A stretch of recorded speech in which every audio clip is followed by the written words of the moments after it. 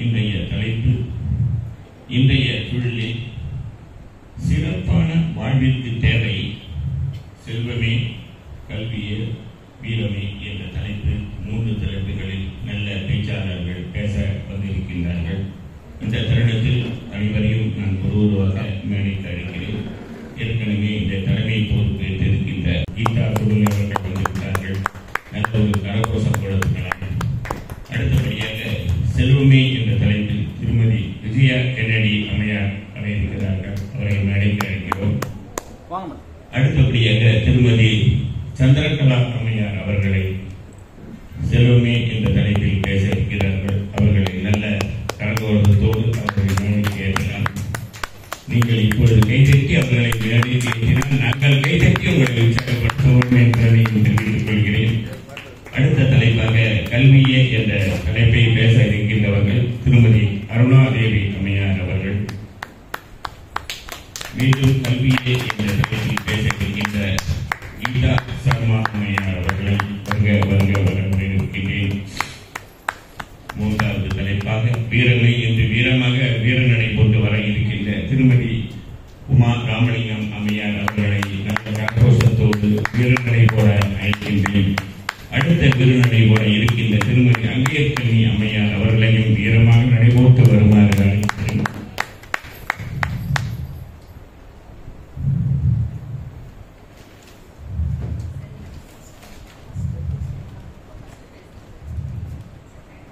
தாயின் முகாமையும் பாதம் அணிந்து தங்களை உங்கள் பட்டிமன்றத்தை ஆரம்பிக்குமாறு திருமதி கீதா சுடரடி அம்மையாரை ஒப்படைத்துவிட்டு நான் விடைபெறுகிறேன். நன்றி, வணக்கம்.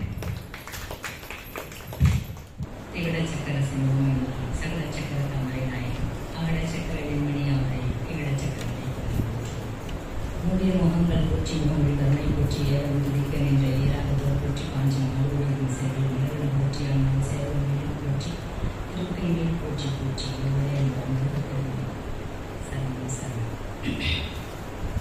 நன்றே வரைக்கும் தீதே விளைவினும் நாங்கள் அறிவது ஒன்றுமில்லை உமக்கே வரும் எங்களுக்குள்ள எல்லாம் அன்றே ஒன்றென்று அழித்து விட்டோம் அழியாத குணக்குன்றி அருள் கடலை உமவான் பெற்ற கோமலமே உன்னை வணங்கி துதித்து ஆயக்கலைகள் 64 ஏழ உணவில் பால் எண்ணம்மை தூய உருவழிந்து போடினால் என் உள்ளத்தில் உள்ளே இருப்பழிந்து வாராது இட கலைமகளே சரணம். எல்லாம் வல்ல ஸ்ரீ தாய் மூகாம்பிகை ஆலயத்தில் தாய் மூகாம்பிகை என்ற நாமத்தில் இச்சாசக்தி, ஞானசக்தி, கிரியாசக்தி ஸ்வரூபிணியாக இங்கே உறைந்து இந்த நெய்வேலி வாழ் மக்களுக்கு எல்லா சுகங்களையும் நலங்களையும் 16 பேர்களையும் வாரி வழங்கி கொண்டிருக்கின்ற வேண்டுவோருக்கு வேண்டும் வரங்களை துளி கூட குறையாமல் அமுத சுரபியாக அள்ளி அள்ளி கொடுத்துக் கொண்டிருக்கின்ற நமது தாய் மூகாம்பிகையின் தாயை இந்த நேரத்தில் வணங்கி துதித்து இந்த சிறப்பானதொரு பணியை மேற்கொள்கின்றேன். ஒவ்வொரு ஆண்டும் நமது ஆலயத்தில் நவராத்திரி திருவிழா மிகவும் சிறப்பாக இந்த உற்சவம் கொண்டாடப்பட்டு வருகின்றது. ஏன் கொண்டாடப்படுகின்றது அப்படின்னு யோசிச்சோம்னா, இங்கே உரைத்திருப்பவள் தாய் மூகாம்பிகை தாய். தாயானவள் சக்தியாக இருக்கின்றாள்.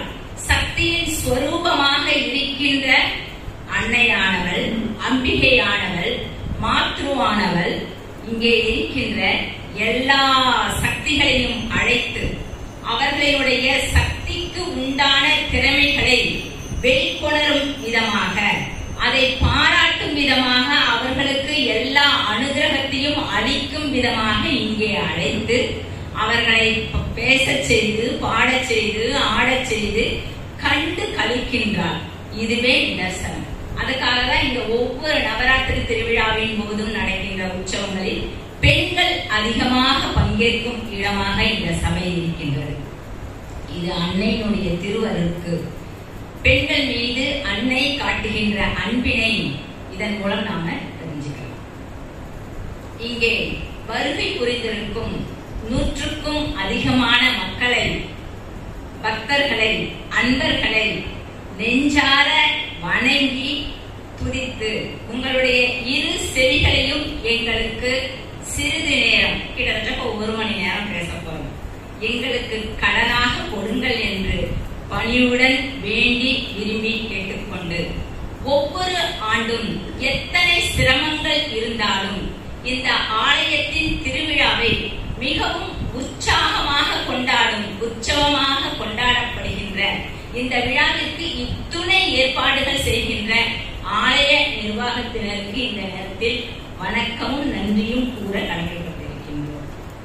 அவர்களுக்கு மிக்க நன்றி. அன்னையானவர் எல்லா காலங்களிலும் முக்காலங்களிலும் அவர்களுக்கு எல்லா வளங்களையும் வாரி வாரி வழங்க வேண்டும் என்று இந்த பாவைய மன்றத்தின் சார்பாக வேண்டி விரும்பி கேட்டுக்கொள்கின்றேன். அன்னையிடம் துதிக்கின்றேன்.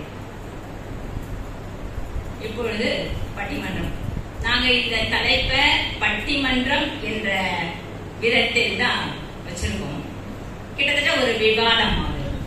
இன்றைய கால சூழலில் நமக்கு என்ன தேவைப்படுது? பணம் தான் தேவைப்படுது. காசு, பணம் உண்டு. ஆனா இத நாம அப்படி சொல்லலாமா? பணம் மட்டும் போதுமா?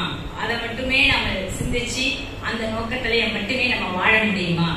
கிடையாது. அந்த பணம் வருவதற்கு என்ன செய்ய வேண்டும்? எப்படி நம்ம முனைப்பெடுக்க வேண்டும்? ஒண்ணு, பணம் வந்த பிறகு அந்த பணம் எப்படி திரட்டுவது என்பதை தெரிந்து கொண்ட பிறகு அதுக்கப்புறம் இதெல்லாம் செய்யறதுக்கு ஒரு செம்மையா வாழறதுக்கு ஒரு கெத்தா நாம இருக்கணும்னு நமக்கு என்ன தேவை? துணிச்சல் தேவை. இதெல்லாம் இருக்குங்க. நம்மளுடைய வாழ்க்கை சிறப்பா இந்த காலகட்டத்துல, அதாவது இந்த காலகட்டம் நவீன காலம், நாகரிக காலம், அப்புறம் ஒரு ஸ்மார்ட் காலம், அந்த காலம்லாம் போய் இப்ப நாம என்ன சொல்ல போறோம்? இது AI காலம் அப்படின்னு சொல்ல போறோம். இந்த காலகட்டத்துல இப்பவும் நமக்கு தேவையானது கல்வியா, செல்வமா, வீரமா, இந்த மூன்றில் எது இருந்தா நம்மளுடைய வாழ்க்கை சிறப்பாக இருக்கும் என்பதை பற்றி 6 அம்பிகைகள் பேச வந்திருக்காங்க. அப்ப நீங்க யாரு அப்படின்னு கேக்குறீங்க. இதெல்லாம் பேசுறதெல்லாம் சரிதானா? ஆமா சாமி, போடுறதுக்கு ஒரு ஆள் வேணும்ல, அதனால நான் வந்திருக்கேன். இவங்க எல்லாம் சிறந்த பேச்சாளர்கள்.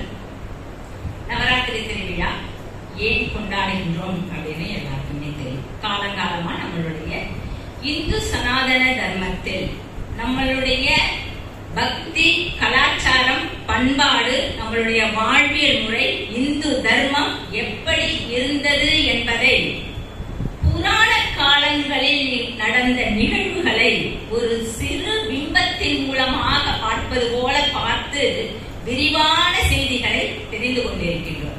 இதுதான் நவராத்திரி திருவிழா. அந்த விதத்துல பார்க்கிறது தான் ஒரு சிறு கண்ணாடி தான். அதுல பார்க்கும் பொழுது இவ்வளவு பிரம்மாண்டமான விஷயங்கள்லாம் இருக்கு. ஓ, இவ்வளவு நடந்திருக்கா? சரி, எங்க தாத்தாவுக்கு தெரியும், பாட்டிக்கு தெரியும், எங்க அப்பாவுக்கு தெரியும், அம்மாவுக்கு தெரியும், எனக்கும் தெரியும், என் கணவருக்கும் தெரியும். அப்புறம் ஏன் நான் மறுபடியும் இதை பேசணும்? இன்னும் இதில் என்ன புதுமை இருக்கிறது? காலம் எங்கேயோ போயிடுச்சு, காலத்துக்கு போயிடுச்சு. இருந்தாலும் இன்றும் நமது சனாதன தர்மத்தில் நாம் புதைந்து கிடக்கின்ற விஷயங்களை அலசி ஆராயவும், ஆராய்ந்து அதை துய்த்து உணரவும் நம்மளுடைய ஆழ் மனது, அடிமனது துடித்துக் கொண்டே இருக்கிறது. ஏன்? அதுதான் ஒரு இந்துவாக பிறந்த ஒவ்வொருவருடைய கடமையாக, அடிப்படை உணர்ச்சியாக இருக்கு பக்தி. அந்த பக்தி பாவத்தை எப்படி, அது ஒரு பெரிய மகா சமுத்திரம். நமக்கு தெரிஞ்சது கோவில்ல, பெருமாள் கோயில்ல கொடுக்கிற சிறு தீர்த்தத்தினுடைய அளவு, அது கையில நமக்கு விழும் பொழுது கிடைக்கின்றதுல நாம வருகிறதுல கொஞ்சம் தான் போகும். அந்த ருசியை நாம் முழுவதுமாக உணரவே முடியாது. தீர்த்தத்தினுடைய முழு ருசியை நாம உணரவே முடியாது. அதுக்குள்ள அது உள்ள போயிடும், அடுத்த வேலை வந்துடும், குங்குமம் வந்துடும், துளசி வந்துடும். அது போல நம்மளுடைய தர்மம்.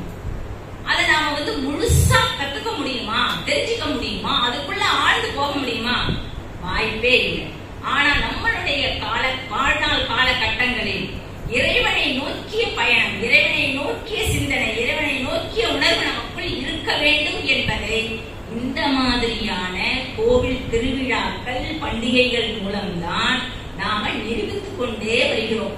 இப்படி இருந்தது நவராத்திரி திருவிழா, இப்படி இருந்தது, இப்படி வரலட்சுமி நோன்பு இருந்தது, தீபாவளி திருவிழா இப்படி இருந்தது. இதன் மூலமாக தெய்வம் என்னுடைய வீட்டிற்கு வருகிறது, தெய்வத்திற்கு அருகில் நான் உபவாசம் செய்கின்றேன், அந்த தெய்வத்தினுடைய அருகில் நான் வாசம் செய்கின்றேன். அப்படி அந்த உணர்வெல்லாம் நமக்குள்ள இருக்கணும் அப்படிங்கிறதுக்காக தான் இந்த திருவிழா. இப்ப நவராத்திரி திருவிழாவுக்கு சில ஃபார்மேட் வச்சிருக்காங்க. ஏன் வச்சிருக்காங்கன்னா, நமக்கு இந்த காலகட்டத்துல எல்லாருக்கும் கையளவே எல்லா விஷயங்களும் திறந்தோம்னா எல்லாமே நமக்கு தெரிஞ்சிடும். இருந்தாலும் இன்றைய நிகழ்வில் நான் இப்படி சிந்திக்க விரும்புகின்றேன். நவராத்திரி திருவிழாவில் 9 நாள் திருவிழா, நவராத்திரி திருவிழா. இந்த நவ என்ற சொல்லை 9 என்ற எண்ணிக்கையில் பார்ப்பதை கொஞ்சம் தள்ளி வைத்துவிட்டு, நவம் புதியது, ஒரு செல்லு வாங்கினா அதுக்கு நாம அதுல கண்டிப்பா ஆப் டவுன்லோட் பண்ணாதான் அது செல்லு. அதுல ஒவ்வொரு தடவையும் நாம என்ன பண்றோம், அப்டேஷன் நமக்கு தேவைப்பட்டுட்டே இருக்குது. இன்னைக்கு வாங்குற செல்லுக்கு, இன்னைக்கு டவுன்லோட் பண்ற ஒரு ஆப்க்கு உடனே நமக்கு கொஞ்ச நாள்ல ஒரு அப்டேஷன் தேவைப்படுது. அப்டேட் பண்ணிக்கிட்டே இருந்தாதான் இந்த காலகட்டத்துல எல்லா விஷயங்களிலும் நம்மை நாமே புதுப்பித்துக் கொள்ளக்கூடிய ஒரு விஷயமாக இந்த காலம் மாறி போச்சு. அப்படி அந்த காலத்தில் நம்மளுடைய முன்னோர்கள் சான்றோர்களின் அறிவுரையின்படி ஒவ்வொரு ஆண்டும் பெண்கள் தங்களுடைய சக்தியையும் பலத்தையும் புதுப்பித்துக் கொள்ளக்கூடிய ஒரு திருவிழாவாக நவராத்திரி திருவிழா இருந்திருக்கிறது. நவம் என்பதற்கு புதியன, புதுசு அப்படின்னு ஒரு அர்த்தம் உண்டு, பொருள் உண்டு, அழகான பொருள். அப்படி நவராத்திரி ஒவ்வொரு வருடமும் ஒவ்வொரு பெண்ணுக்கும் அது புதிய இரவாக, புதிய சக்திகளை கொடுப்பதாக, இழந்த நம்மளுடைய சக்தியை மீட்டெடுப்பதற்காக நவராத்திரி திருவிழா கொண்டாடப்படுகிறது. எப்படி அப்படின்னா, ஒரு ஆண்டு காலம் அப்படி புரட்டாசி மாதம் வருகின்ற பொழுது நமக்கு கொஞ்சம் கொஞ்சமா குளிர்க்குள்ள போவோம். அப்படி ஒரு குளிர், ஒரு ஈரப்பதம், அப்புறம் மழை, இதெல்லாம் இருக்கும். இதுக்குள்ள போகும்பொழுது வெப்பத்தையும் தட்பத்தையும் வெப்பத்தையும் பேலன்ஸ் பண்றதுக்கு இந்த பெண்களினுடைய உடல்ல ஒரு சக்தி தேவைப்படும். சரி, குளிர்காலம் ஆயிடுச்சு, வெளியில எங்கேயுமே போகாம வீட்டுக்குள்ளே முடங்கி கிடங்க இருந்துட்டா அடுத்து வர காலகட்டங்கள்ல நம்மளால ஓட முடியுமா? ஒரு 2 நாள் நல்லா வாக்கிங் பண்ணிட்டு இருக்கவங்க ஒரு வாரம் வாக்கிங் போகாம விட்டா அடுத்து 8வது நாள் கண்டிப்பா நடக்கவே முடியாது. இன்னொன்னு, மனசு எதுக்கு பழக்கிறோம், ஐயோ எப்படி உட்கார்ந்து இருந்தாவே போதும், அந்த விதம் இருக்கக்கூடாது. கோடை காலத்தில் சுறுசுறுப்பாக இயங்கிக் கொண்டிருந்த நம்மளுடைய உடல் குளிர்காலத்திலும் இயங்க வேண்டும். எப்படி இயங்க வேண்டும்? மனமும் உடலும் சேர்ந்து இயங்க வேண்டும். மனசுக்குள்ள என்னெல்லாம் இருக்கு, உனக்கு என்ன விதமான கற்பனை திறன்கள் இருக்கின்றதோ, என்னென்னலாம் உன் மனசுல நீ ஆழமாக போட்டு வைத்திருக்கின்றாயோ அத்துணை விஷயங்களிலும் வெளியே கொண்டு வருவதற்கு. பாட தெரியுமா, பாடி பார்க்கலாம். ஆட தெரியுமா, ஆடி பார்க்கலாம். வரைய தெரியுமா, வரைந்து பார்க்கலாம். வாசிக்க தெரியுமா, வாசித்து பார்க்கலாம். அத்துணை கலை உணர்வுகளும், கலையை ரசிக்காத மனிதர்களே கிடையாது. எனக்கு எதுவுமே பிடிக்காதுன்னு ஒரு ஆள் சொன்னாங்கன்னா அவங்க ஜடம் தான். நமக்குள்ள இருக்கின்ற ஜீவாத்மாவை உயிர் தேட வைக்கக்கூடிய பரம்பொருளின் அம்சம்தான் திருவிழாக்கள். அப்படி இந்த நவராத்திரி திருவிழாவில் பெண்கள் வீட்டில் இருந்து தங்களுடைய திறமைகளை வெளிப்படுத்துவதற்கு ஒரு மேடை அமைக்கின்றார்கள். அதுவே ஒரு மேடை. உனக்கு என்னெல்லாம் சாமி பிடிக்குதோ அந்த சாமியெல்லாம் வரலாம். நமக்கு நிறைய கதைகள் இருக்குது. நவராத்திரி திருவிழாவுக்கு ஏன் ஒழு வைக்கிறோம், எப்படி பொம்மைகள் வந்தது, எந்த பொம்மையை எங்கே வைக்க வேண்டும், ஓரறிவு, ஈரறிவு, துணை சமாச்சாரங்களும் நமக்கு நன்றாக அத்துப்படி இருந்தா கூட நான் என்ன சொன்னேன், இப்படியும் சிந்திக்கலாம், நவீன விதத்தில் சிந்திக்கலாம். அப்ப பெண்கள் தன்னை புதுப்பித்துக் கொள்வதற்கு, தங்களுடைய திறமைகளை வெளிப்படுத்துவதற்கு, எனக்கு இந்த திறமை தெரியும், என் வீட்டுல நான் இந்த அலங்காரம் செய்யறேன், என் வீட்டுல இந்த சுண்டல் செய்யறேன், சிவனுக்கு விரதம் முழுக்க முழுக்க இருக்கணும், இரவும் பகலும் இருக்கணும், இரவு கண்முழிக்கணும், அப்பாவுக்கு அம்மாவுக்கு அப்படி இல்ல, நீங்க நினைக்கிற நேரத்தெல்லாம் பூஜை செய்யலாம், பகல் முழுக்க பூஜை செய்யலாம், இரவு முழுக்க பூஜை செய்யலாம், செஞ்சுட்டு நல்லா சாப்பிடலாம், விதவிதமா சுண்டல் சாப்பிடலாம், கலர் கலரா 9 வண்ணத்துல 9 நாட்கள்ல புடவை கட்டலாம், நிறைய மலர்களை சூடிக் கொள்ளலாம், நிறைய அலங்காரம் செய்து கொள்ளலாம், எந்த தடையுமே கிடையாது நவராத்திரி திருவிழா. இதெல்லாம் பெண்களுக்காக நம்மளுடைய ஆன்றோர் பெருமக்கள், சான்றோர் பெருமக்கள் செய்து வைக்கிறது. சரி, இந்த திருவிழாக்களை ஒருவேளை போர் அடிச்சிருந்தா நம்மளுடைய வேத காலம் புராண காலங்களிலிருந்து இது மறைஞ்சு போயிருக்காதா அப்படின்னு கேட்கலாம்ல. அப்போ இந்த விழா நம்மை புதுப்பிக்கக்கூடிய ஒரு விழாவாக இருந்திருக்கிறது. இந்த சமூகத்திற்கு நம்மளை அடையாளப்படுத்தக்கூடிய ஒரு விழாவாக இருந்திருக்குது. அதனாலதான் நம்ம இன்னைக்கும் இன்னும் பாருங்க, எத்துணை ஆண்டு காலம் வாழ்ந்தாலும் மனிதர்கள் எத்துணை தொழில்நுட்பத்துக்குள் சென்றாலும் நம்ம விட்டு நம்மளுடைய பக்தி உணர்வு என்னைக்குமே போகாது. ஆலயம் தொழுவது சாலவும் நன்று ஒவ்வொரு அடிப்படை உயிர்களுக்கும் ஜீவராசிகளுக்கும். எல்லா ஜீவராசிகளிலும் அன்னையானவள் உறைந்திருக்கின்றாள் என்ற தத்துவத்தை நிலைநிறுத்துவதே கொலுப்படியில அத்துணை ஜீவராசிகளிலும் நாம அடுக்கி இதெல்லாம் அம்பாள் உருவாக்குனது. இதுக்குள்ள எல்லாவற்றிலும் அவள் ஐக்கியமா இருக்கா. எல்லாவற்றையும் பாதுகாக்கக்கூடிய சக்தியும் அவள் ஒருவருக்கே இருக்கின்றது என்பதை உணர்த்தத்தான் கொலுப்படியில் அத்துணை உலக ஜீவராசிகளினுடைய பொம்மைகளை உருவங்களை நாம அடுக்கி வச்சு பார்க்கிறோம். அப்போ ஒரு விஷயம் தெளிவாயிடுச்சு, நாம நம்மளை அப்டேட் பண்ணிக்கிறதுக்காக வைக்கிறோம். சரி, இந்த திருவிழாவில நாம இன்னைக்கு சிந்திக்கக்கூடிய விஷயமா என்ன இருக்கு? ஒரு கலை உணர்வோட என்ன விஷயம் இருக்கு அப்படின்னா, கல்வி, செல்வம், வீரம், வாழ்க்கை சிறக்கிறதுக்கு என்ன பெருசா தேவை அப்படின்னு. இப்ப நான் மறுபடியும் என்ன பண்றேன், இப்ப நான் புதுசா சொல்றதுக்கு என்ன, நான் பின்னோக்கி பயணம் செய்கின்றேன். ராமருடைய காலத்திற்கு செல்கின்றேன். ராமர் காலத்திற்கு முன்னு, அதுக்கு முன்னாடி வேத காலம், புராண காலங்கள். ஒரு விஷயம் புரிஞ்சுக்கணும், நாம புராணங்கள் என்று சொன்னாலே அங்கே காலங்கள் கணக்கு கிடையாது. அதுக்கு காலத்தை கணக்கு சொல்ல முடியாது. அது அந்த காலத்துக்குள் அடங்காத ஒரு காலம், புராண பழமையான காலம். அப்படி ஒரு காலத்தில் தேவதத்தன் என்ற ஒரு அந்தனர் இருக்கின்றார். அவருக்கு குழந்தை இல்லை. அவர் என்ன பண்றாரு, புத்திர காமேஷ்டி யாகம் செய்கின்றார். செஞ்சா குழந்தை பிறக்குமா? கண்டிப்பாக இருந்தது. அதுவே அன்னையினுடைய கடாட்சமாக, அந்த காலத்தில் பராசக்தியினுடைய கடாட்சமாக இருந்தது. அப்போ அவர் தமசா நதிக்கரையில அவர் செய்யறாரு. செய்யும் பொழுது அந்தணர்கள்லாம் இருக்காங்க, பிராமணர்கள்லாம் இருக்காங்க. கண்டிப்பா ஒரு யாகம் செஞ்சா நமக்கு தெரியாது. இன்னைக்கும் வேத விற்பனர்கள் இந்த வேதங்கள் 4 வேதங்கள் இருக்கு இல்லைங்களா, இந்த 3 கண்டிப்பா அவங்க சொல்லுவாங்க. இந்த வேதத்தை பாராயணம் பண்ணுவாங்க. அப்படி அதை பண்றதுக்கான மெத்தடு, எவ்வளவு வாசிக்கணும், எந்த இடத்துக்கு எவ்வளவு பாராயணம் பண்ணணுங்கிறதெல்லாம் ரூல்ஸ் இருக்கு. அது அவங்களுக்கே தெரியும். இந்த இடத்துல கோபிலர் அப்படிங்கிற ஒரு அந்தனர், வயசானவர், ரிக்வேதத்தையும் யஜுர்வேதத்தையும் சொல்றதுக்கு, அதர்வண வேதத்தையும் சொல்றதுக்கு வேற ஒருத்தவங்க இருக்காங்க.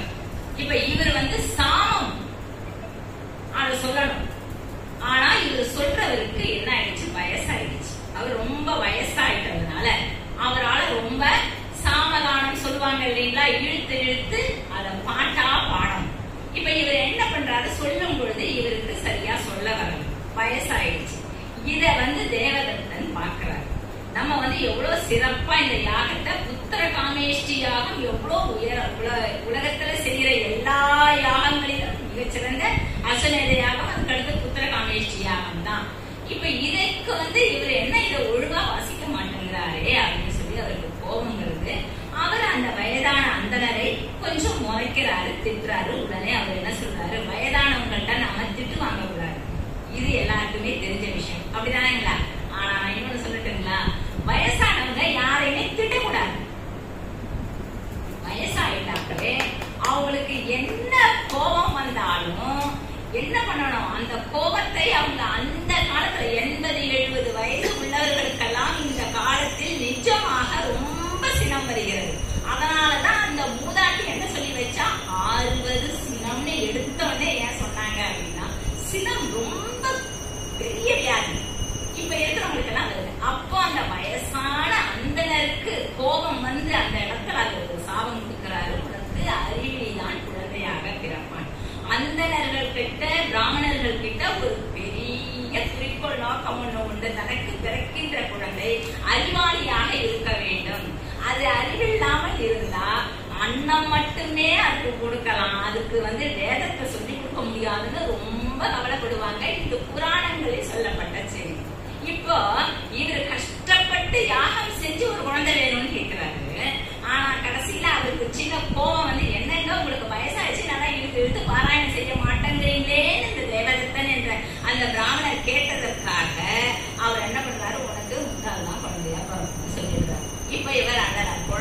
நடக்குங்கிறது உறுதியாயிடுச்சு. ஆனா இப்போ கஷ்டப்படுறாரு. கேட்ட உடனே அப்ப அவருக்கு உடனே அந்த வயதான அந்தனர் என்ன கோவிலர் என்பவர் என்ன சொல்றாரு, குறிப்பிட்ட காலம் வந்த பிறகு அவர் அறிவாளி ஆயிடுவார். இப்ப முடிஞ்சு போச்சு, 2 நடந்துச்சு. இப்ப இவங்க என்ன பண்ணணும், தான் பிள்ளைக்கே அறிவில்லை, மூடனா இருக்காரு. அப்ப என்ன பண்ணணும், அம்மா அப்பா வீட்டுல வச்சு சொல்லி கொடுக்கறதுக்கு முயற்சி பண்ணணும்ல. அந்த காலத்துல எல்லாம் எப்படி இருந்திருக்காங்க பாருங்க.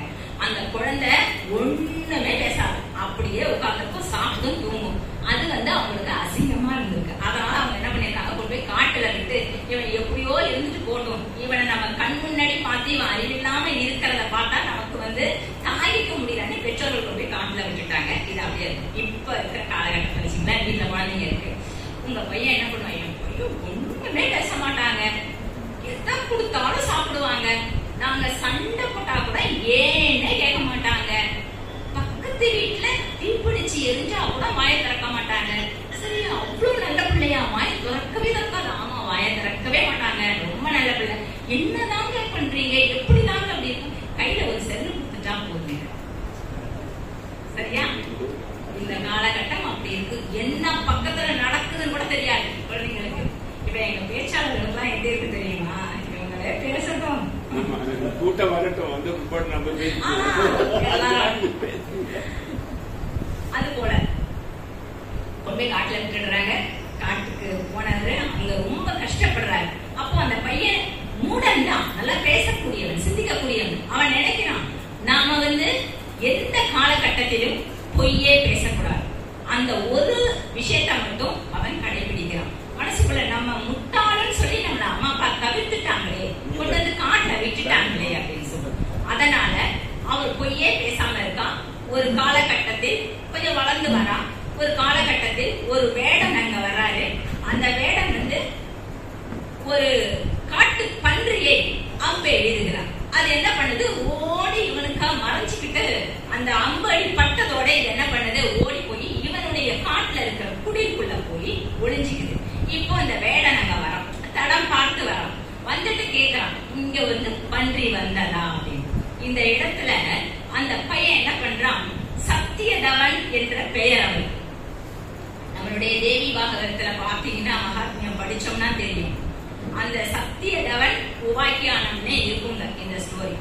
இந்த கதையை ஏன் நான் சொல்றேன்னா, எத்தனை விஷயங்கள் நமக்கு நவராத்திரி திருவிழாவில் தெரிந்திருந்தாலும் இந்த ஒரு கதை தெரிந்திருந்தால் அம்பாள் நம்மள இந்த ஜென்மத்திலையும் அடுத்த ஜென்மத்திலையும், போனது நமக்கிட்ட இருக்கு டெபாசிட், போன ஜென்மத்துல வாங்கினது இருக்கு, அவன் நம்ம கழிச்சு இந்த ஜென்மத்துக்கான கர்ம வினையும் வருகின்ற ஜென்மத்துக்கான கர்ம வினையும் அவள் காமாக்கினியாக இருந்து கலைத்து நம்மை காப்பாள் என்பதற்காக இந்த கதையை சிந்தித்தே ஆக வேண்டும் என்பதற்காக இந்த கதையை நான் சொல்றேன்.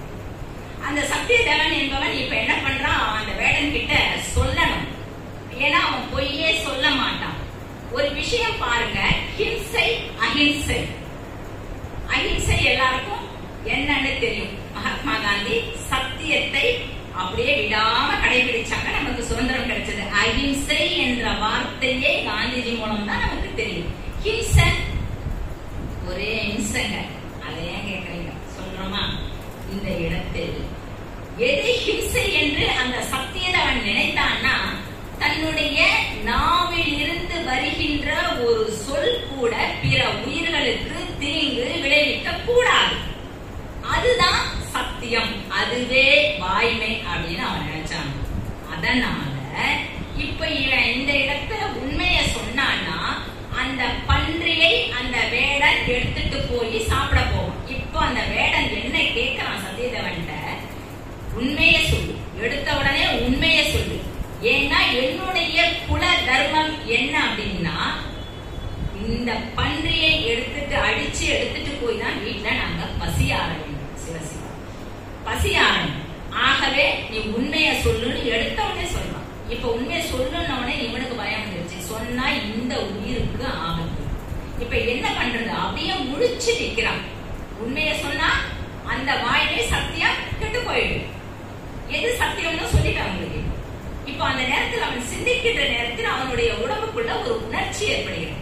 என்ன உணர்ச்சி அப்படின்னா, நாம லலிதா படிக்கும் பொழுது லலிதா சகஸ்ரநாமம்லாம் சொல்றோம் இல்லைங்களா, இல்ல கந்தசஷ்டி கவசம் ஓம் ஸ்ரீம் ஐம் க்ளீம் க்ரீம் எல்லாம் சொல்றோம் இல்லைங்களா?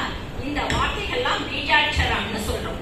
பீஜ அட்சரங்கள் கடவுள்கிட்ட ரொம்ப நெருக்கமா நாம போறதுக்கான விதைகள் போல வேர் போல இருக்கக்கூடிய அட்சரங்கள். இப்ப இந்த பன்றி என்ன பண்ணுது? அங்க இருந்துகிட்டு ஒளிஞ்சிருக்கு. ஹ்ரும் ஹ்ரும் ஹ்ரும் ஹ்ரும் அப்படின்னு சவுண்ட் போகுது. பன்றி எப்படி ஒளி எழுப்பும்னு இப்படிதான் நான் புரிஞ்சிருக்கேன். நீங்க பாத்தீங்களா? கேட்க கூடாது. என்ன அந்த சவுண்ட் கேட்ட உடனே இவன் உடலுக்குள் ஒரு உணர்ச்சி ஏற்படுகிறது. அந்த உணர்ச்சி அவனை தெய்வ நிலைக்கு, அவனுக்கு ஞானத்தினுடைய அந்த வாசலுக்கு கொண்டு போகிறது. அவன் ஏதோ ஒண்ணு உணர்றான். அப்பொழுது அவனுக்கு ஒரு வெளிச்சம் கிடைச்ச மாதிரி இருக்கு. அவனுடைய மன இருள் முழுக்க அறியாமை என்ற இருள் நீங்கி மனசுல ஒரு வெளிச்சம் வந்த மாதிரியான உணர்றான் இந்த ஒளியை கேட்டு. இந்த கதையில இந்த இடத்துல இந்த சொல்லினுடைய அர்த்தம் பொருள் முழுக்க முழுக்க என்ன அப்படின்னா, ஒவ்வொரு வார்த்தைகளையும் மனிதனுடைய நாவில் வருகின்ற ஒவ்வொருவருடைய வார்த்தையும் நல்ல வார்த்தைகளாகவே இருக்க வேண்டும். நல்லதையே கேட்க, செல்வத்துள் செல்வம் செவி செல்வம் கேட்க வேண்டும். அது நம்மளை மாற்றக்கூடியதாக, நல்லவர்களாக நமக்கு நல்ல வினைகளை விதைக்கக்கூடியதாக இருக்கணும். பின்னாடியிலிருந்து பன்றியினுடைய ஒளி இரும் என்று கேட்டாது மந்திர பீஜ அட்சரத்திற்கு இணையாக அவனுக்கு தோன்றி அதன் மூலமாக அவனுக்கு ஒரு பெரிய ஞான தெளிவு ஏற்பட்டு, இப்ப வேடன் கிட்ட அவன் என்ன சொல்றான் அப்படின்னா, கண்டவர் விண்டிலர் விண்டவர் கண்டிலர். எவன் பார்க்கிறானோ அவனால் சொல்ல முடியாது, எவன் சொல்லக்கூடியவனோ சொல்ல முடியுமோ அவனால் பார்க்க முடியாது அப்படின்னு இவன் சொன்னதை கேட்டு அந்த வேடன் குழம்பி போய், என்ன இது இவன் சொல்றான் பன்றியே இந்த இல்ல பொழுது நம்ம திரும்பி போயிடும். இப்படியாக தேவ அந்த சத்தியதவன், தேவதனுடைய பையன், தேவதத்தனுடைய மகன் சத்தியதவன், அவனுக்கு ஞானம் கிடைக்கிறது. அதுக்கப்புறம் இவனுக்கு ஞானம் கிடைச்சிடுச்சுன்னு அவங்க அழைச்சிட்டு போறாங்க வீட்டுக்கு.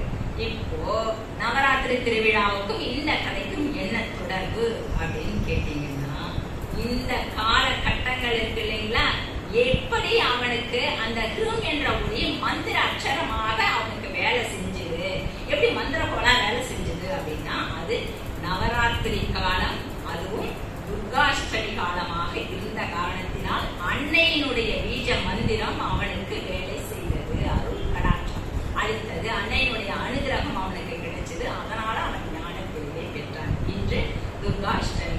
துர்காஷ்டமி உடனே நமக்கு எல்லாம் சந்திரமுகி படம் தான் ஞாபகம் வரும் இல்லைங்களா? அதுலதான் நம்ம பார்த்துருப்போம். துர்காவை பார்ப்போம், கங்காவை பார்ப்போமா?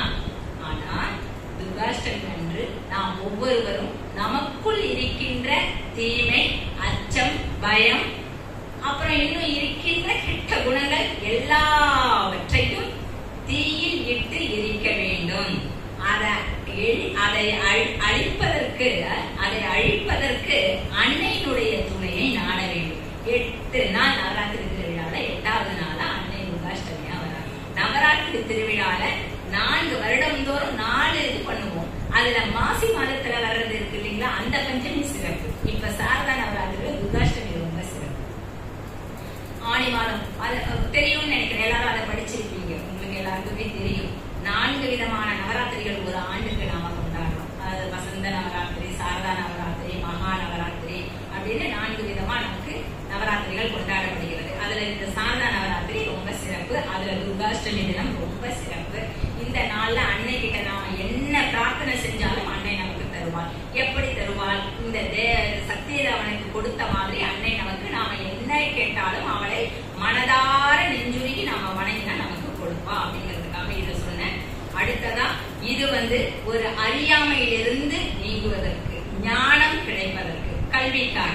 அடுத்ததா வாங்க ராமருக்கு ராமர் மாதிரி வீரம் இல்லாதவங்களா, ராமருடைய ஒரு அம்பு போனா போதும், அவருடைய அதான் சொல்லுவாங்க, ராமர் விட்ட ஒரு அம்பு கூட தவறவே தவறாது. 7 மரங்களை குறைத்து சென்று அது வாணியை வளம் செய்ததா கம்பராமாயணத்துல சொல்லுவாங்க. அப்படிப்பட்ட ராமர் வில்லாற்றல் கொண்டவர். அப்பேற்பட்ட ராமருக்கு சீதையை கண்டுபிடிக்கிறதுல, சீதையை கொண்டு வர்றதுல அவருக்கு ஒரு பயம் இருந்தது.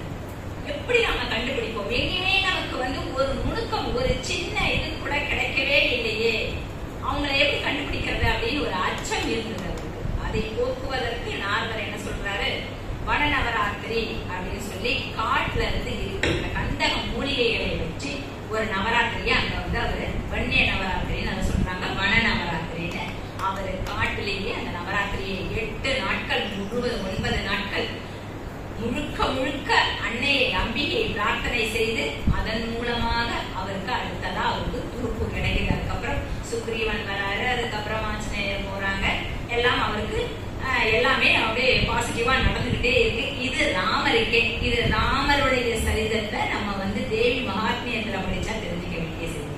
அப்போ வீரத்தை கொடுப்பவளாகவும் வீரன் எப்பேற்பட்ட வீரனுக்கும் நீ வீரன்டா அப்படின்னு சொல்றதுக்கு அம்பியே வர வேண்டும், ஞானத்தை காட்டுவதற்கு வர வேண்டும். அடுத்து செல்வம், கண்ணன் எல்லாருக்குமே இந்த கருத்து.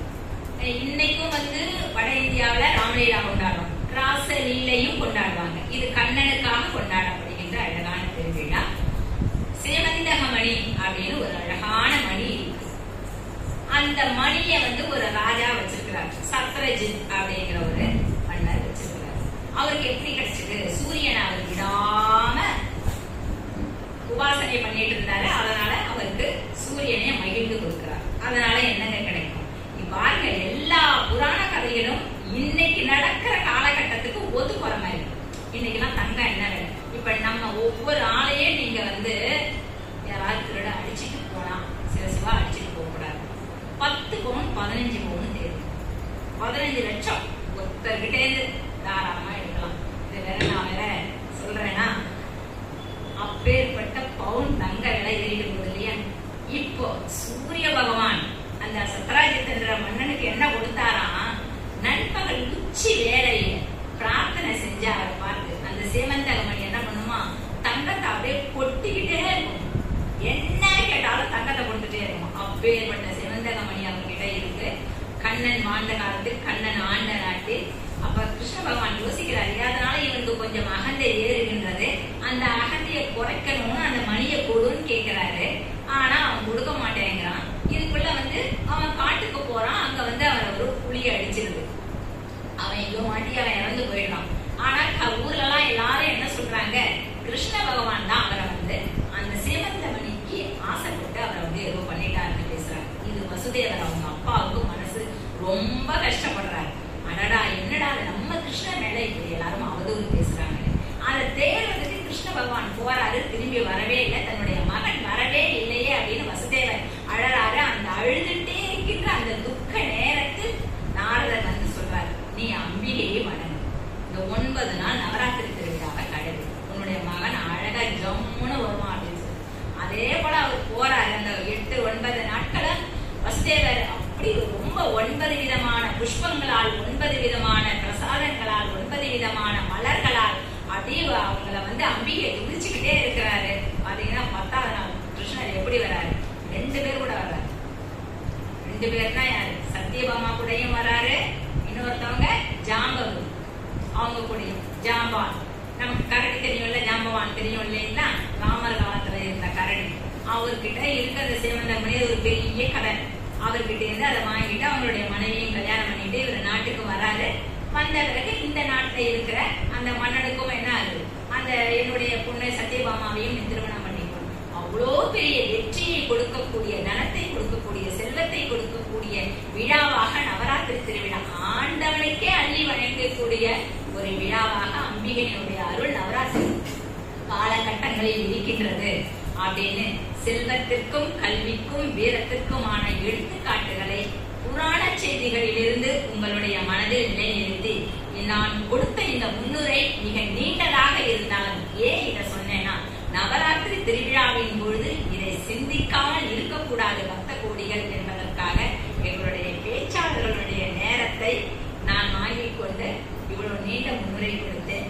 நவராத்திரி திருவிழா மிகவும் சிறந்த திருவிழா, பெண்களுக்கான திருவிழா, அம்பிகையினுடைய பூரண அருள் எல்லோருக்கும் கிடைக்கக்கூடிய ஒரு திருவிழா என்பதை உங்கள் மனதில் நிலை நிறுத்தி இப்பொழுது பட்டிமன்றத்தினுடைய தலைப்பிற்குள்ளே செல்கின்றோம்.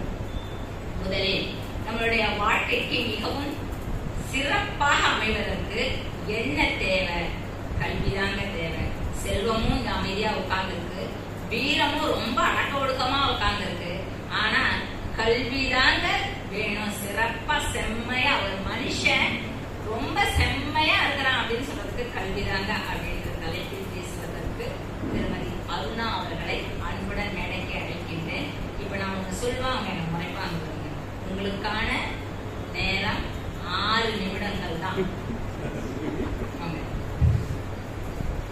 அருணா வளர்ந்து வரும் பேச்சாளர். இப்பொழுதுதான்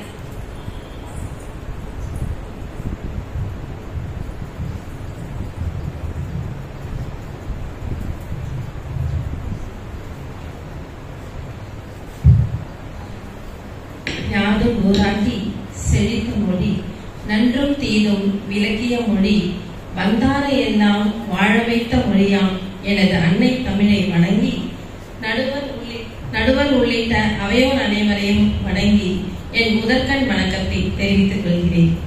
வாழ்க்கை என்ற வீட்டில் கல்வி என்ற விளக்கு ஏற்றப்பட்டால்தான் நமது வாழ்வானது பிரகாசிக்கும். கல்விதான் ஒரு மனிதனது அறிவு கண்களை திறக்கின்றது. இதையே திருவள்ளுவர் யாதானும் நாடு ஆமால் ஊர் ஆமால் என் ஒருவன் சார்துணையும் கல்லாதவாறு என்று குறிப்பிடுகிறார். கற்றவனுக்கு தனது நாடும் ஊருமே அல்லாமல் எந்த நாடும் ஊரும் தன்னுடைய ஊராகும். இப்படி கல்வி கற்றவனின் சிறப்பு இருக்க, ஒருவன் தன் மரணிக்கும் வரை கல்வி கற்காமல் இருந்து தனது காலத்தை கழிப்பது மிகவும் சிரமமானதாகும். இருண்ட நாட்களில் கடினமான காலங்களிலும் பயணிக்க கல்வி பெரிதும் உதவுகிறது. கல்வி இல்லாத பெண்கள் களம் இளம்னு கவிஞர் பாரதிதாசனே சொல்லியிருக்காருங்க. செல்வத்தில் ஏற்றமும் இருக்கும், இறக்கமும் இருக்கும். இவரு ஒரு காலத்துல பணக்காரனா இருந்தாரு, ஆனா இப்ப ஏழை ஆயிட்டாருன்னு சொல்லலாம். இவரு அப்ப தைரியமா பலசாலியா இருந்தாரு, ஆனா இப்ப இடம் குறைஞ்சு பலவீனமா ஆயிட்டாருன்னு சொல்றதுக்கும் வாய்ப்பு இருக்கு. ஆனா எங்க கல்வியில வெறும் 7 வருஷம் தாங்க. 8ஆவதுல இருந்து 10ஆவது போறோம், 10ஆவதுல இருந்து 12ஆவது போறோம், 12ஆவதுல இருந்து காலேஜ் போறோம், காலேஜ்ல இருந்து ஜாபுக்கு போறோம். சோ இப்படி 7 வருஷம் தான் எங்க கல்வி. பெற்ற பிள்ளைகள் கைவிட்டாலும் கற்ற கல்வி மிளிர வைக்கும்னு மகாத்மா காந்தியே சொல்லியிருக்காரு.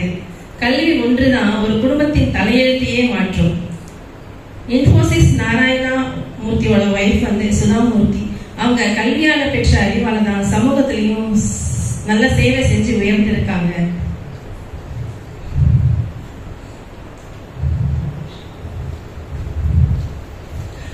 வள்ளுவன் தன்னை உலகிற்கே தந்து வான்புகழ் கொண்ட தமிழ்நாடு, கல்வி சிறந்த தமிழ்நாடு, புகழ் கம்பன் பிறந்த தமிழ்நாடு. வாழ்க்கைக்கு செல்வமும் வீரமும் தேவைதாங்க, ஆனா வாழ்வின் உயர்வுக்கு கல்விதான் அவசியம். செல்வம் வந்த வழி தெரியாம போயிடும். ஆதிசங்கரர் மாத்ருகா பஞ்சகம் அப்படின்ற ஒன்று எழுதியிருக்காரு. அது என்ன அவர் எழுதியிருக்காருன்னா, நம்மளோட கருவுல ஒரு குழந்தை உருவானதுல இருந்து அந்த குழந்தை பிறக்கிற வரைக்கும் ஒரு ஸ்டேஜையும் அந்த அம்மா என்னெல்லாம் உடல்நிலை மாற்றம் வரும், மனநிலை மாற்றம் வரும், இதெல்லாம் அவ்வளவு அழகா அந்த ஸ்லோகத்துல சொல்லியிருப்பாரு. அன்னபூர்ணி அஷ்டகம் நித்யாந்தரி என்ற ஸ்லோகம், அதுல என்ன சொல்றாருன்னா, ஒரு உணவுக்கு எவ்வளவு முக்கியத்துவம், ஒரு தாய்க்கு எவ்வளவு முக்கியத்துவம்னு சொல்லியிருக்காங்க. ஒரு சிறு வயது சிறுவன் கல்வி அறிவு பெற்றதால அவர் கேரளா காலடியில பிறந்து காசி வரை கால்நடையாகவே டிராவல் பண்ணி பார்த்ததுலதான், அவர் அனுபவத்துல எழுதுனதுதான், அவர் கல்வி ஞானத்துல உருவானவங்க தான் தாய் மூகாம்பிகை அவர்கள். கல்வியே உயர்வு தரும் என்பதற்கு இதைவிட ஒரு சான்று தேவையாங்க. செல்வம் பிறக்கும் நாம் தந்தியில் தீர்ந்திடும், கல்வி தருந்தோறும் மிக சேர்ந்திடும் என்ற வரிகளுக்கு ஏற்ப கல்வி செல்வம் நெருப்பினால் வேகாது, வெள்ளத்தால அழியாது, கல்வர்களால திருட முடியாது. ஏனைய செல்வங்கள் எல்லாம் அழிந்து போகக்கூடியவதாங்க. ஆனா கல்வி செல்வம் மட்டும் எப்பயுமே நிரந்தரமானது. டாக்டர் அப்துல் கலாம், அண்ணல் அம்பேத்கர், டாக்டர் முத்துலட்சுமி, அரிஸ்டாட்டில், கல்பனா சாவ்லா, இப்படி பல அறிஞர்கள் கல்வியால சிறந்து விளங்கியிருக்காங்க. கல்வியின் மிக்கதாம் செல்வம் என்று இல்லையே, கண்மணி கேளடா நீ என்றன் சொல்லையே, செல்வம் பிறக்கும் நாம் தந்திரில் தீர்ந்திடும் என்று பாவேந்தர் பாரதிதாசனின் வரிகளுக்கு ஏற்ப நாமும் கல்வியின் அவசியத்தை உணர்ந்து கற்று மேன்மை அடைய வேண்டும். படிதாண்ட கூடாது என்று அடக்கி வைத்த பெண்கள் இன்று கடல் தாண்டி செல்கின்ற தன்னம்பிக்கையையும் தைரியத்தையும் பெற்றிருப்பதன் காரணம் கல்வி ஒன்றே. விஞ்ஞானி வீரமுத்துவேல் தன் குழுவோடு சந்திராயன் 3 கொண்டு போய் 3ல நிறுத்தி நம் தமிழ்நாட்டுக்கே பெருமை சேர்த்திருக்காரே. படிப்பு விண்ணளவுக்கு ஒரு மனிதனை உயர்த்துன்றதுக்கு சிறந்த எடுத்துக்காட்டு. கல்வி இல்லாத வாழ்க்கை சர்வைவல் மாதிரி இருக்கும், கல்வியோடு சேர்ந்த வாழ்க்கை சக்சஸ்ஃபுல்லா இருக்குங்க. நம்ம ஊரு சின்ன சின்ன வியாபாரிகள் கூட டிஜிட்டல் மார்க்கெட்டிங் கற்றுக்கிட்டு இப்ப அமேசான்ல பொருள்களை விற்க ஆரம்பிச்சிட்டாங்க. நான் ஒன்னே ஒண்ணுதான் கேட்டுக்கிறேன், இங்க உட்கார்ந்துருக்கவங்கள்ட்ட, உங்க டிகிரிக்கு பின்னாடி உங்க பேருக்கு பின்னாடி என்ன குவாலிபிகேஷன் போட்டிருக்கீங்க மேடம்? அதுக்கு பதில் 10,000 20,000 போட வேண்டியதானே, 10 கோடி போட வேண்டியதானே, இல்ல நான் தைரியசாலி அப்படின்னு போட வேண்டியதானே. ஆமா, இப்போ ஒரு இன்டர்வியூக்கு போறீங்க, அப்ப அவங்க வந்து எங்க நான் ரொம்ப தைரியசாலிங்க அப்படின்னு சொன்னா உங்களுக்கு கொடுத்துருவாங்களா வேலை? இல்ல 10 கோடி நான் பெரிய பணக்காரன் அப்படின்னு சொல்லி நீங்க போனா உங்களுக்கு கொடுத்துருவாங்களா? வருவாங்க, பின்னாடி வருவாங்க. உங்ககிட்ட அந்த சர்டிபிகேட் அதெல்லாம் பார்த்து தானேங்க அவங்க வந்து உங்களுக்கு கொடுக்குறாங்க. இதுல இருந்தே தெரிஞ்சுக்கோங்க. உலகம் தெரியாம இருக்கீங்கன்னு தெரியும். சரி சரிங்க. அப்ப நீங்க சொல்லுங்க எது முக்கியம்ட்டு.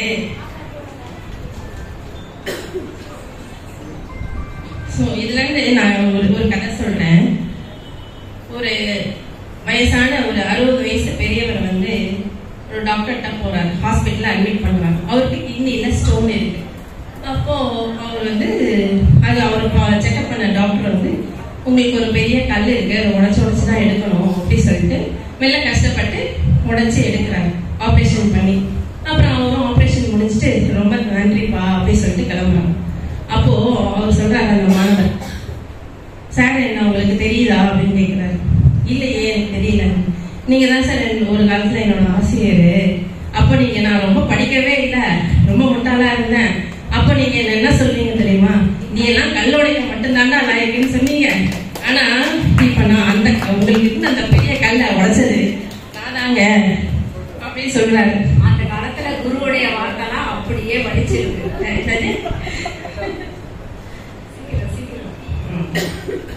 இதன் மூலம் நான் என்ன சொல்றேன்னா, கல்விதான் அவசியங்க. கண்டிப்பா இப்போ உங்களுக்கு உடம்பு சரியில்லைன்னா பணத்தை வச்சுக்கிட்டு வீட்டுல உட்காந்து என்ன பண்ணுவோம், டாக்டர்கிட்ட தானே போவீங்க.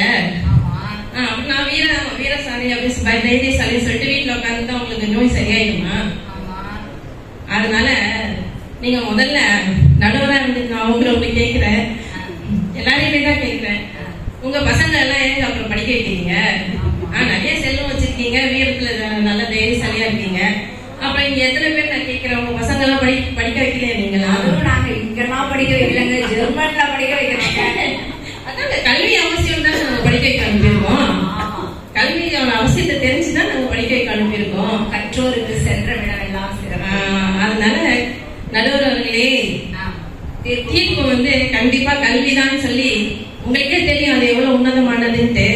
அதனால அத கூர்ந்து நோக்கி கொஞ்சம் கல்விதான் சிறந்ததுன்றத நான் ஆணித்தரமா அடிச்சு சொல்றேன். நன்றி. வணக்கம். படிச்சவங்க மிகவும் அருமையான அழகான முன்னுரையோடு சிறப்பாக அவருடைய கருத்துக்களை நல்ல மனசுல பார்வையாளர்களுடைய மனதில் பதியும்படி அழகா சொன்னாங்க. அடுத்து இல்லைங்க கல்வி எல்லாம் கிடையாது, செல்வமே அப்படின்ற தலைப்பில் பேசுவதற்கு திருமதி விஜயா கென்னடி அவர்களை அன்புடன் மேடைக்கு அழைக்கிறேன்.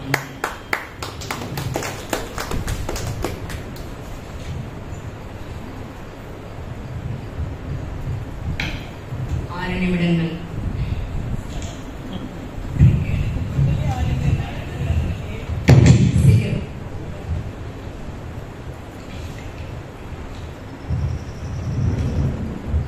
தென்னாடுடைய சிவனே போற்றி, எந்நாட்டவர்க்கும் இறைவா போற்றி.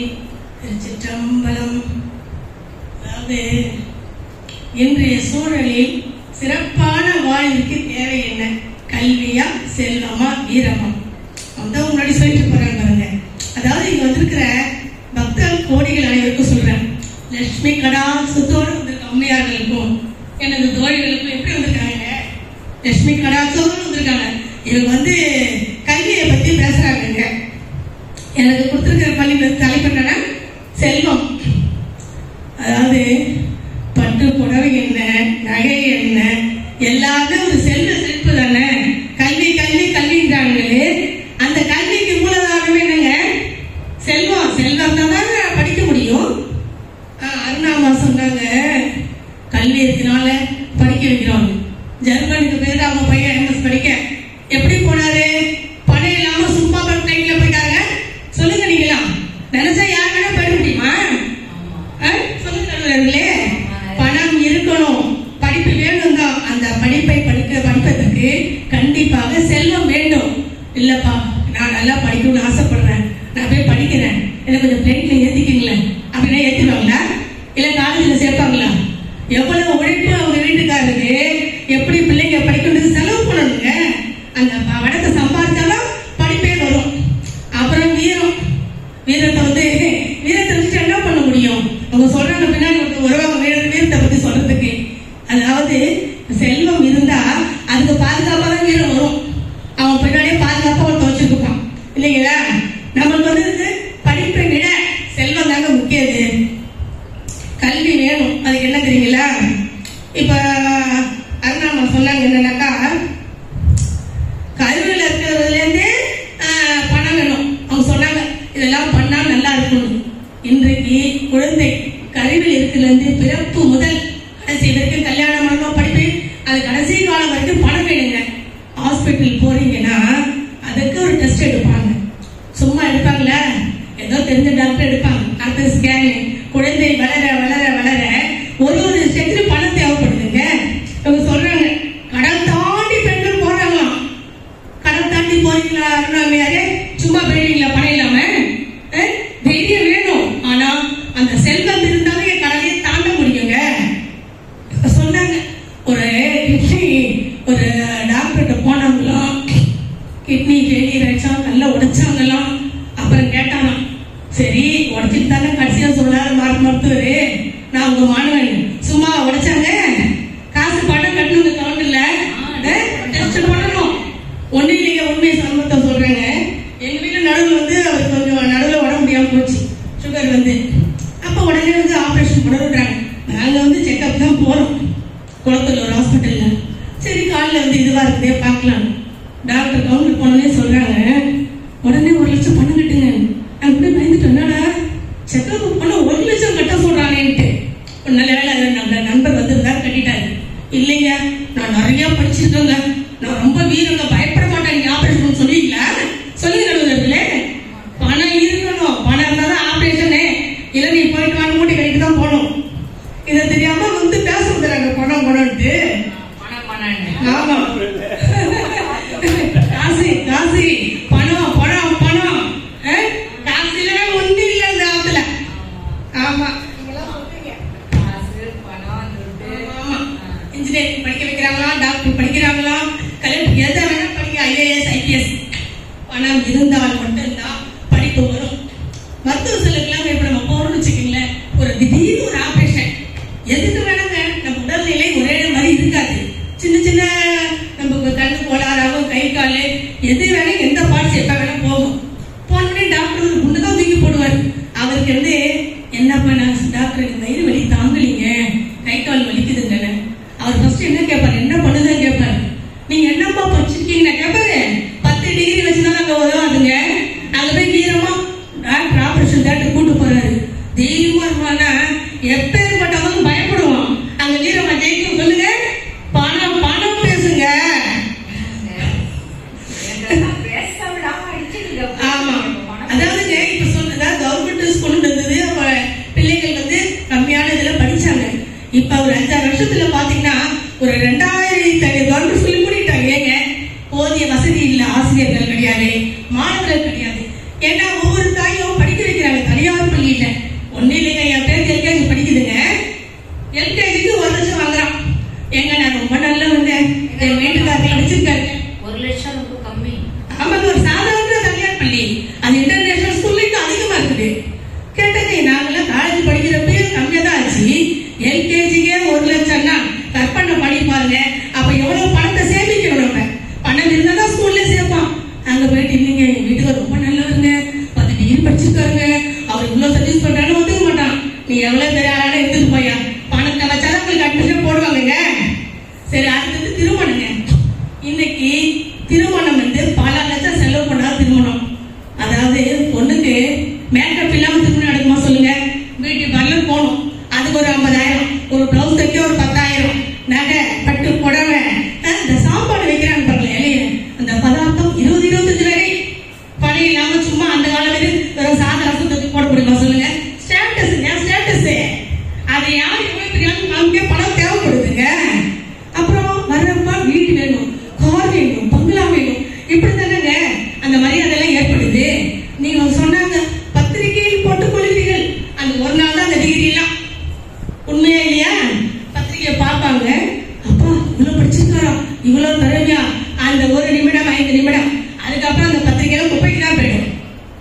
இவருக்கு எவ்வளவு சொத்து மதிப்பு இருக்கு, ஒரு பொண்ணு பார்க்க போறோம், மாப்பிள்ளை பார்க்கணும்னு கேட்கறாங்க. இந்த காலத்து பொண்ணுங்க என்ன எதிர்பார்க்கறாங்க தெரியுங்களா?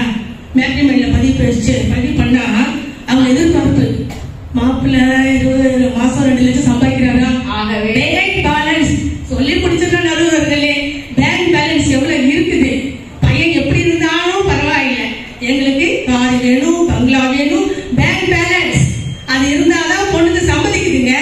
அது தெரியாதுங்களா? சரி வீடு கட்டுறோம்னு வச்சுக்கீங்களேன், ரிட்டையர் ஆயிட்டாங்க நினைப்பெல்லாம் தெரியுங்க. ஒரு வீடு கட்டுவதற்கு நான் படித்திருக்கிறேன், வீடு கட்ட முடியாது, சேமிப்பு வேணுங்க. பணம் இருந்தால்தான் நல்லபடியாக வீடு கட்ட முடியும். ரிட்டையர் ஆனதுக்கு அப்புறம் போய் ஒன்றும் பண்ண முடியாதுங்க. நம்ம அந்த சேமிப்பு இருந்து நம்ம வீடு கட்டினாதான் நல்லபடியா இருக்க முடியும். இப்ப பாத்தீங்கன்னா பேங்க் பேலன்ஸ் எவ்வளவு இருக்குன்னு பார்க்க முடியுது, அது இருந்தால்தான். ஆகவே நடுவர்களே, எப்பொழுதுமே நீங்க என்ன பண்றீங்க, 8 நிமிஷம் 10 நிமிஷம் வைங்க, அப்புறம் அதை சுருக்கி 4 நிமிஷம் ஆயிடுறீங்க. ஒரே ஒரு சின்ன கதையை சொல்லிட்டு முடிச்சிருக்கீங்க. இப்ப ஒரு புனித யாத்திரை போறோம்னு வச்சுக்கீங்களேன், அதுக்கு கூட பணம் வேணும். ட்ரெயின் டிக்கெட்டோ பிளைட்டோ இதுக்காக பணம் இல்லாம ஒண்ணுமே பண்ண முடியாதுங்க. ஒரு சின்ன கதையை சொல்லி முடிச்சிடறாங்க. ஒரு நிமிடம் கதை நடுவர்களே. ஒரு ஊர்ல ஒரு புத்திசாலி மனைவி இருக்கிறான். மனைவிகள் எல்லாம் புத்திசாலி தான், என்ன மாதிரிலாம் கிடையாதுங்க, உங்களை மாதிரி. இங்க இருக்கிற அனைவருமே புத்திசாலிதான் பெண்கள் எல்லாருமே. அவங்க ரொம்ப கஷ்டப்படுறாங்க பணம் இல்லாம. அவங்க ஒரு ஊர்ல ஒரு சாமியார் வராங்க, வந்துட்டு போய் பாக்குறாரு, எல்லாருமே பாக்குறாங்கன்னு சொல்லிட்டு, சாமி என் கையில காசே இல்ல, பணம் இல்ல, என்ன பண்றதுன்னு. இவர் பரிதாபப்பட்டு இன்னையில இருந்து ஒரு மாடு கொடுக்குறாருங்க, இந்த மாடை வச்சு நீ பால் வியாபாரம் பண்ணி, இது நீ ஒரு மாடை கொண்டு வைக்க அடுத்தடுத்த மாடு வந்துட்டே இருக்கும் அப்படின்னு ஒரு வரம் கொடுக்குறாருங்க. இவன் வீட்டுல பொண்ணு கொடுக்குறான், 4வது 1 2வது இப்படியே மாடு பெருகி நல்ல அந்த செல்வ செழிப்போடு வாழ்றாங்க, பணக்காரன் ஆயிட்டாங்க, தானந்தமா பண்றாங்க. திரும்பி அந்த முனிவர் அந்த ஊருக்கு வராரு. பார்த்தவொடனே எல்லாரும் போறாங்க, பாக்கலையா, பாக்குறான்னு போய் பாக்குறாரு வீட்டுல, என்னப்பா மறந்துட்டியேன்னு. அப்ப சொல்றாரு, என்ன மதிக்கல, இனிமே ஒரு மாடு தான் இருக்குன்னு. இவன் ரொம்ப தலையை வச்சு உட்காந்துட்டான். அந்த புத்திசாலி மனைவி இருக்கா பாத்தீங்களா, ஏங்க உங்ககிட்ட எப்பயுமே ஒரு மாடு இருக்குன்னு தானே, ஏன் கவலைப்படுறீங்க, இந்த மாடை கொண்டு சந்தையில வித்துட்டு வாங்கன்றான். வித்துட்டு வந்தா வீட்டுல இன்னொரு மாடு இருக்குது. இப்படியே ஒரு மாடை விற்கவும் வாங்கவும் இன்னும் பெரிய கோடீஸ்வரன் ஆயிட்டுங்க. இதை விட செல்வத்தை பத்தி சொல்ல என்ன இருக்கு? எல்லா பெண்களை பத்தி புத்திசாலியாக இருந்தால் பணத்தை சேமிக்க வேண்டும். பணம் இருந்தால்தான் வாழ்க்கை நன்றாக இருக்கும். எல்லாவற்றிற்குமாக நம்ம பிறந்தது முதல் இறப்பு வரை பணம் தேவை என்று சொல்லி உரையை முடிக்கிறேன். நன்றி நடுவர்களே.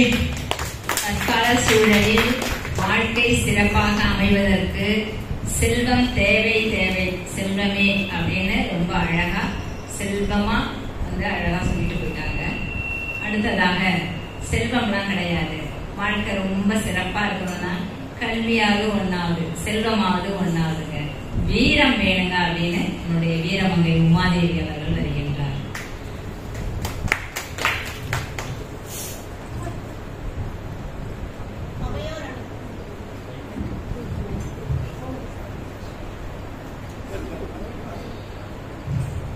அவையோர் அனைவருக்கும் இனிய மாலை வணக்கம்.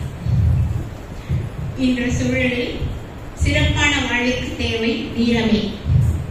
அச்சமில்லை அச்சம் என்பதில்லையே, இச்சகத்துள்ளோரெல்லாம் எதிர்த்து நின்ற போதெல்லாம் அச்சமில்லை அச்சம் என்பதில்லையே, இச்சை கொண்ட பொருள் எல்லாம் இழந்து நின்ற போதிலும் அச்சமில்லை அச்சம் என்பதில்லையே, உச்சி மீது வீடு வானிடந்து வீழுகின்ற போதிலும் அச்சமில்லை என்பதில்லையே. இந்த பாரதியார் பாடல் கேட்கும் போது நமக்கு நம்ம அறியாம ஒரு சிரிப்பு, ஒரு தைரியம் வருது இல்லையா? பயந்து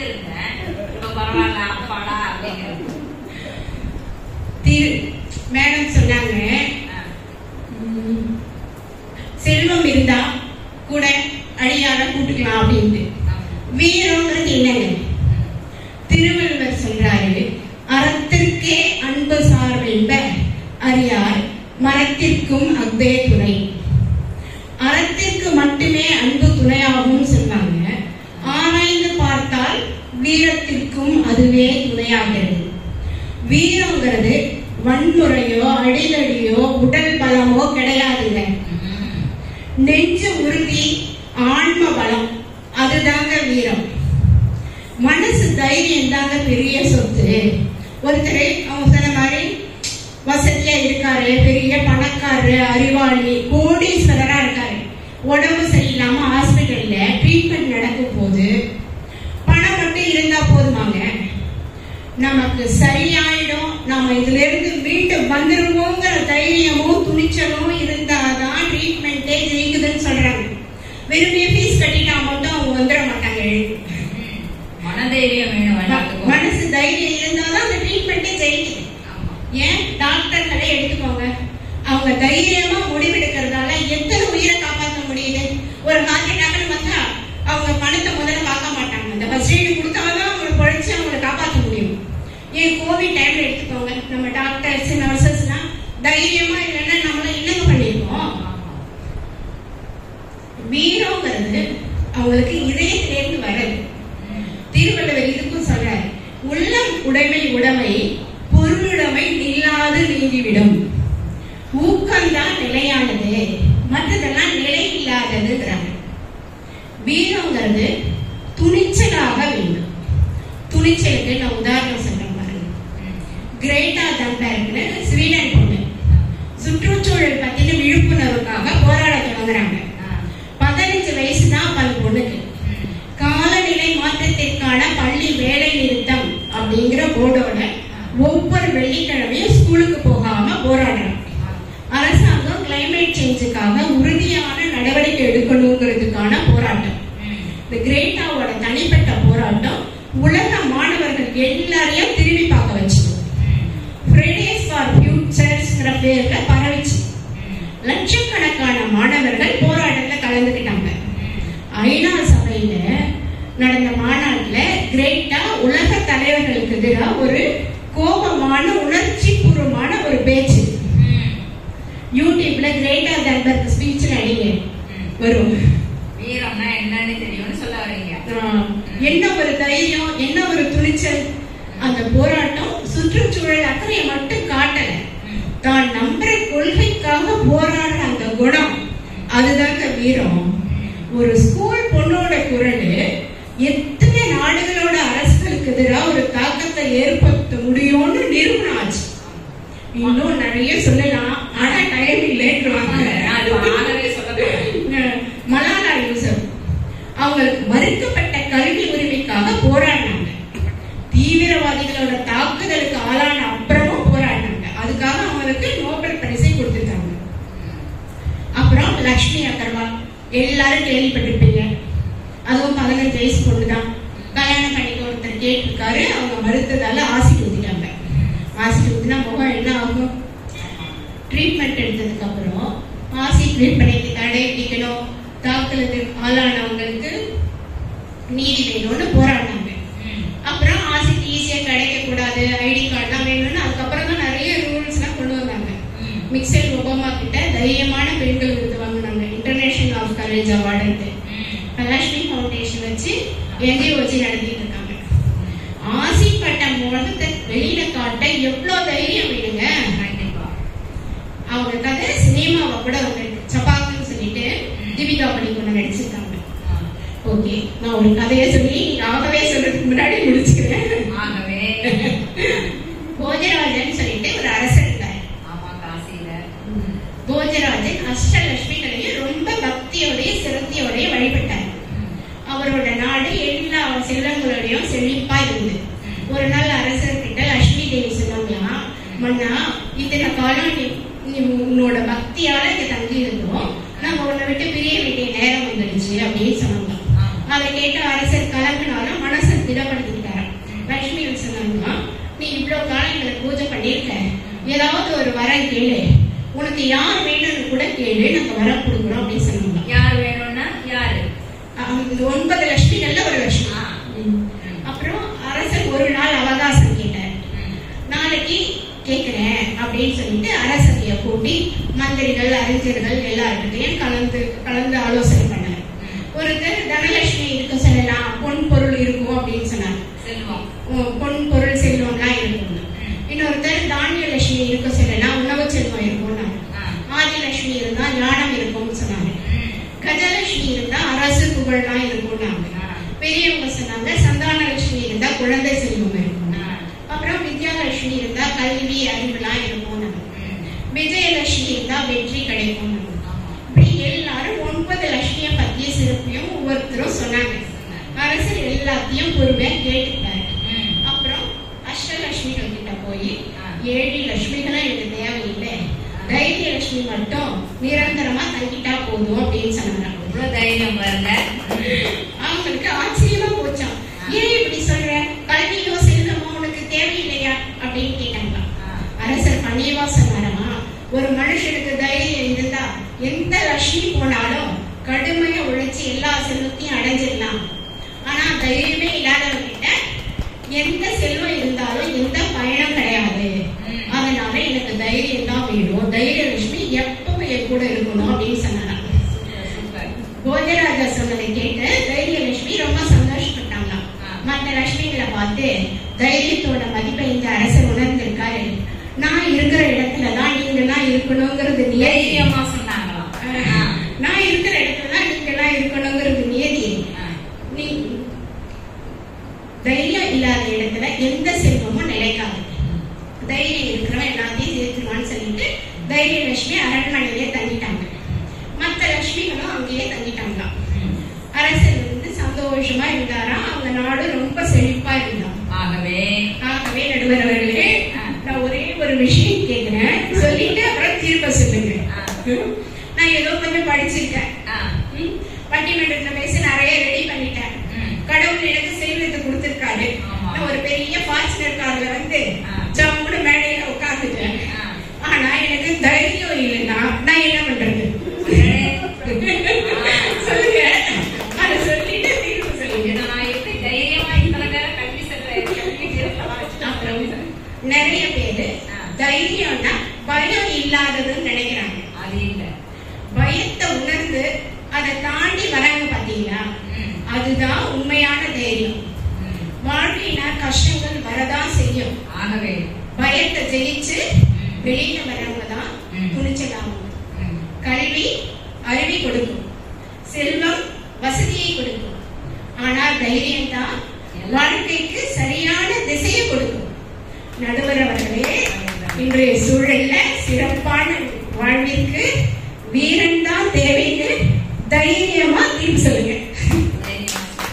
சிறப்பு மிகவும் அருமை, பாராட்டுக்கள். அவங்க பெரிய பேச்சாளர்லாம் கிடையாது, உண்மையிலே அவங்க சொல்ற மாதிரி இப்பதான் ஒரு 2வது 3வது மேடை தான். ரொம்ப அருமையா அழகா தயார் செய்திருக்காங்க. ரொம்ப சிறப்பான தலைப்பை நமக்கு கருத்துக்களை பதிவு செஞ்சாங்க.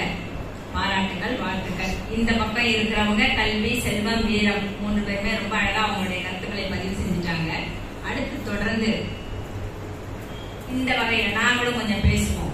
இன்னும் கொஞ்சம் கல்வி பாக்கி இருக்கு, இன்னும் கொஞ்சம் செல்வம் பாக்கி இருக்கு, இன்னும் கொஞ்சம் வீரம் பாக்கி இருக்குன்னு இவங்க பேசுறதுக்கு வராங்க.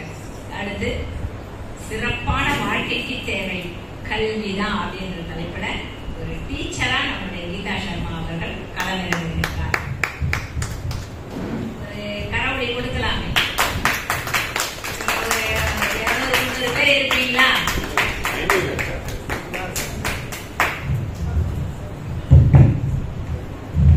எல்லோருக்கும் இனிய மாலை வணக்கம்.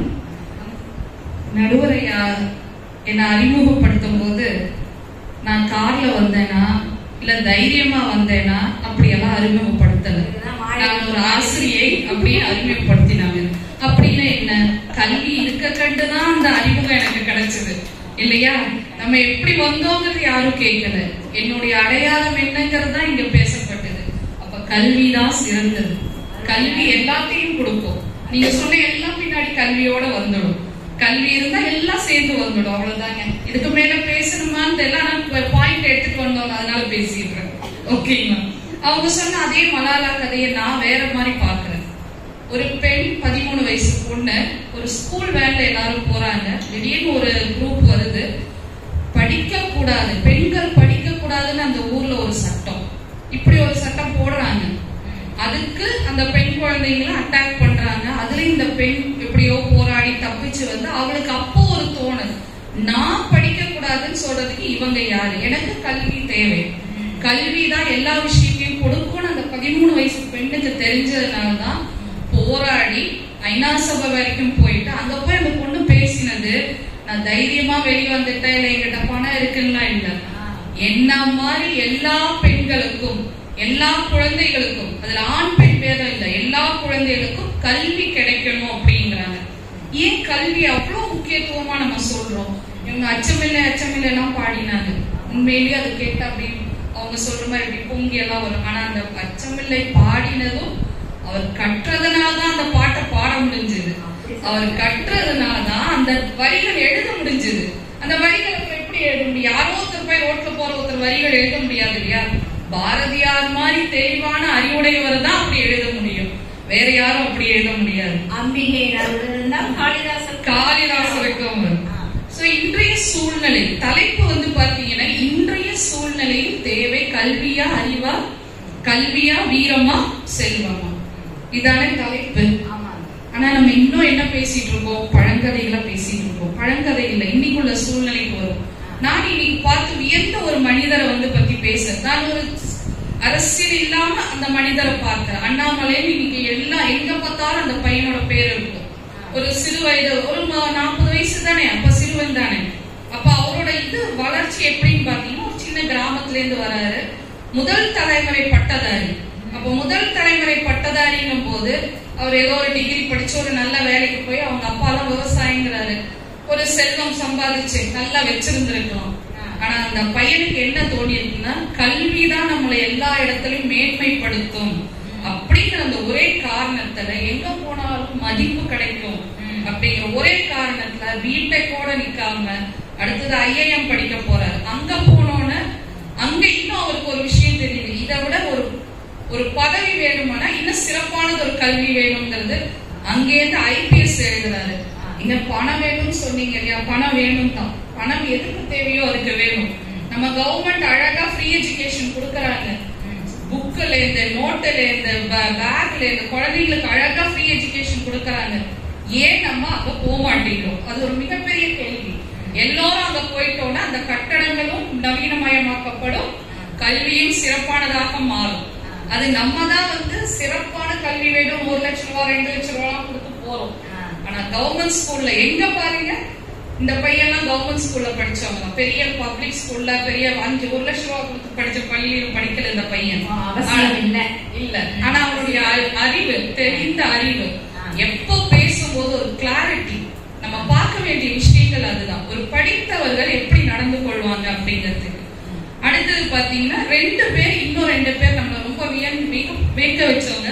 சுந்தர் பிச்சை, அவர் சாதாரண ஒரு ஸ்கூல்ல, ஒரு சென்னையில நம்ம ஊர்ல ஒரு சாதாரண ஒரு குடும்பத்துல இருந்து படிச்சுட்டு போயிட்டு அவருக்கு ஒரு IIT படிக்கிறாரு. அங்கேருந்து வேலை கிடைக்குது, வேலை கிடைச்சு போறாரு. அந்த வேலை கிடைச்சோட அவருக்கு வந்து இந்த வேலை சிறப்பானதாக இல்லைன்னு ஒரு தோணல் வருது. அப்ப 2 இளைஞர்கள் கூட சேர்றாரு. அந்த இளைஞர்கள் என்ன பண்றாங்கன்னா, இவருடைய அறிவு தான் அவங்களுக்கு தேவையா இருந்தது, அவன்கிட்ட பணம் இருந்தது, அவனும் அறிவோட இருந்த இளைஞர்கள். அப்படி ஆரம்பிச்சது ஒரு கார் ஷெட்ல ஆரம்பிச்ச கூகுள்ங்கிற, இன்று உலகமே வியந்து நிக்கிற, இன்னைக்கு கூகுள் இல்லைன்னா நம்ம யாருமே இல்லைங்கிற மாதிரி ஆயிட்டோம். சோ அதுக்கு ஒரு அடித்தளம் போட்ட 2ல நம்ம சுந்தர் பிச்சையும் ஒருவர்.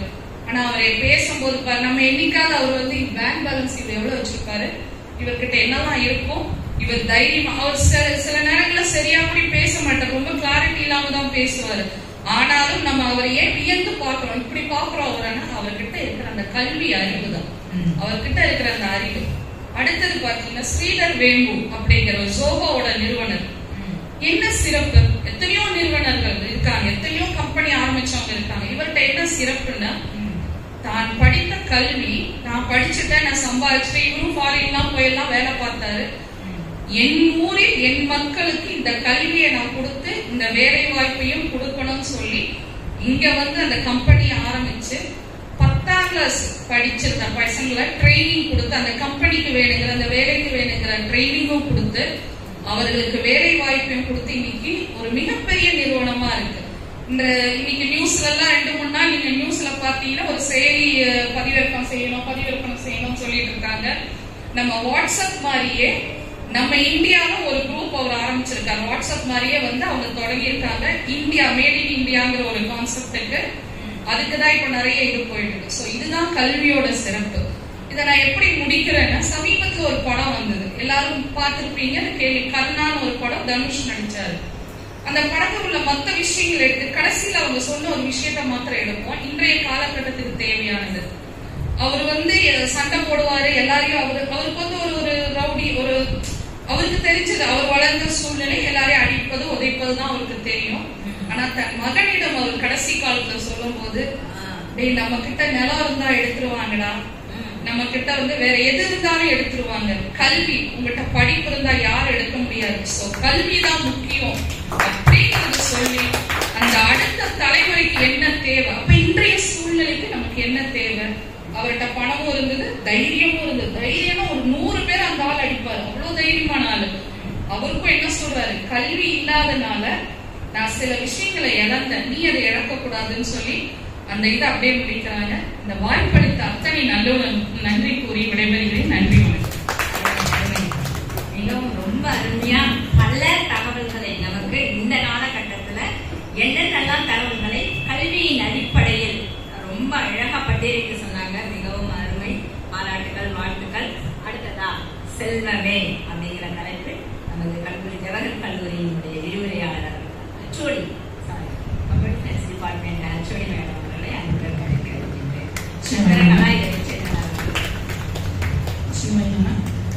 அனைவருக்கும் வணக்கம்.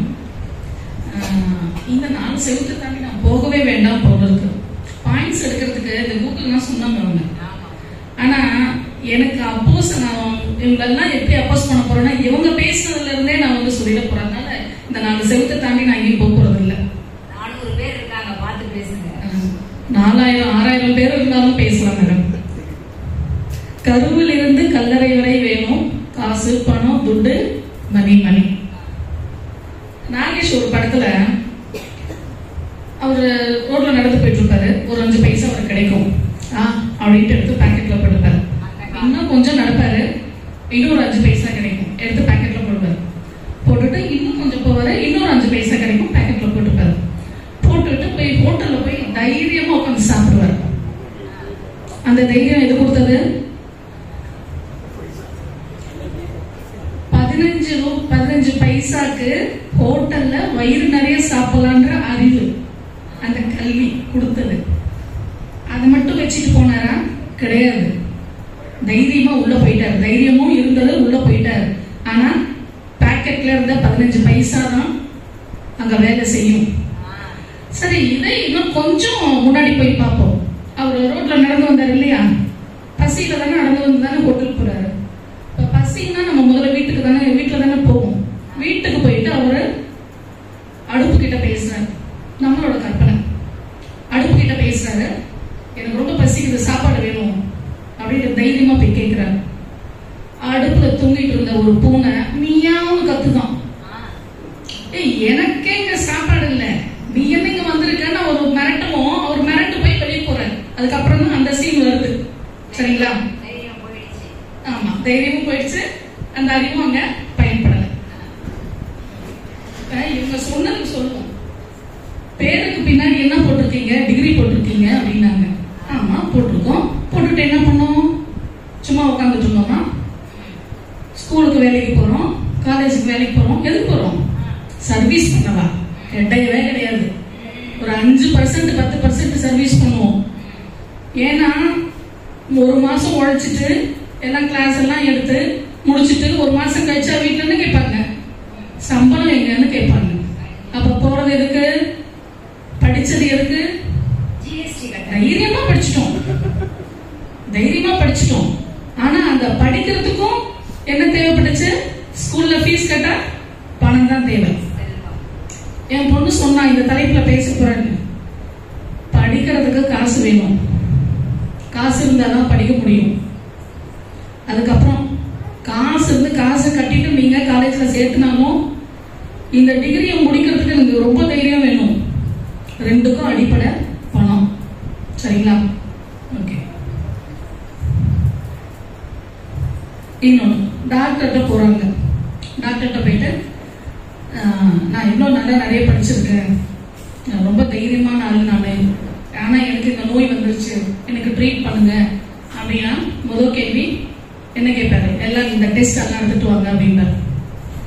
டெஸ்ட் எல்லாம் எடுக்கிறதுக்கு நான் டிகிரி படிச்சிருக்கேன் போதுமா அப்படின்னா என்ன சொல்லுவாரு? ஒன்னும் சொல்ல மாட்டார். அடுத்த பிரிஸ்கிரிப்ஷன்ல கீழ்பாக்கம் போங்கன்னு எழுதி கொடுத்துருவாரு.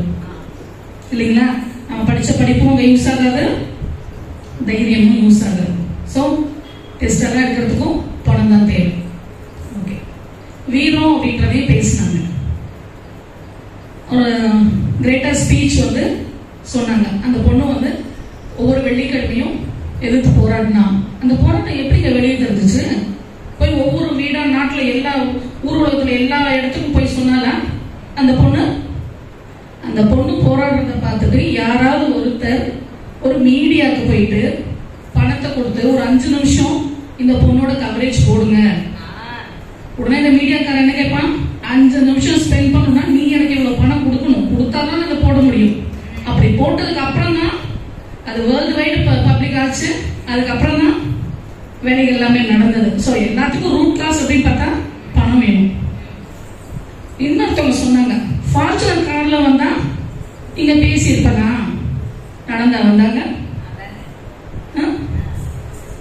கல்வி இல்லை, செல்வம் இல்லை, நடந்தா வந்தாங்க, தைரியத்தை நடந்து வந்திருப்பாங்களா?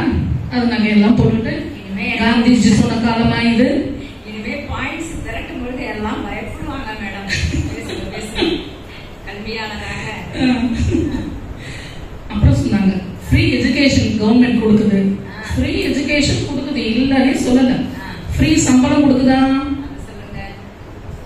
கொடுக்குதா மேடம்? எந்த கவர்மெண்ட்? 1000 ரூபாய் 2000 ரூபாய் வருது மேடம். படிக்கிறதுக்கான செலவை விட வாங்குற சம்பளம் கம்மியா தான் இருக்கு. ஆமா. இன்னொரு பாயிண்ட் கொஞ்சம் நல்லா புரிஞ்சுக்கணும். இன்றைய சூழலில் சிறப்பான வாழ்க்கை தேவை. வாழ்க்கை தேவை நம்ம சொல்லவே இல்லை. கல்வியை செல்வம் அப்படின்னா கல்வி எதுக்கு? சம்பாதிக்க தான் படிக்கிறோம், சம்பாதிக்க தான் அந்த அறிவை யூஸ் பண்றோம். வீரம் எதுக்கு? வெறும் வீரம் மட்டும் இருந்தா பத்தாது. இப்ப வீட்டுல வந்து பொண்ணுக்கோ பையனுக்கோ வரன் பாக்குறீங்க, ஒரு பொண்ணுக்கு வரன் பாக்குறீங்க, மாப்பிள்ள நல்லா படிச்சிருக்காரு, நல்லா வீரமா இருக்காரு, எல்லாத்தையும் எடுத்து பேசுறாரு, எடுத்து அடிக்கிறாரு, பொண்ணு கொடுத்துருவோமா? கண்டிப்பா மாட்டோம்.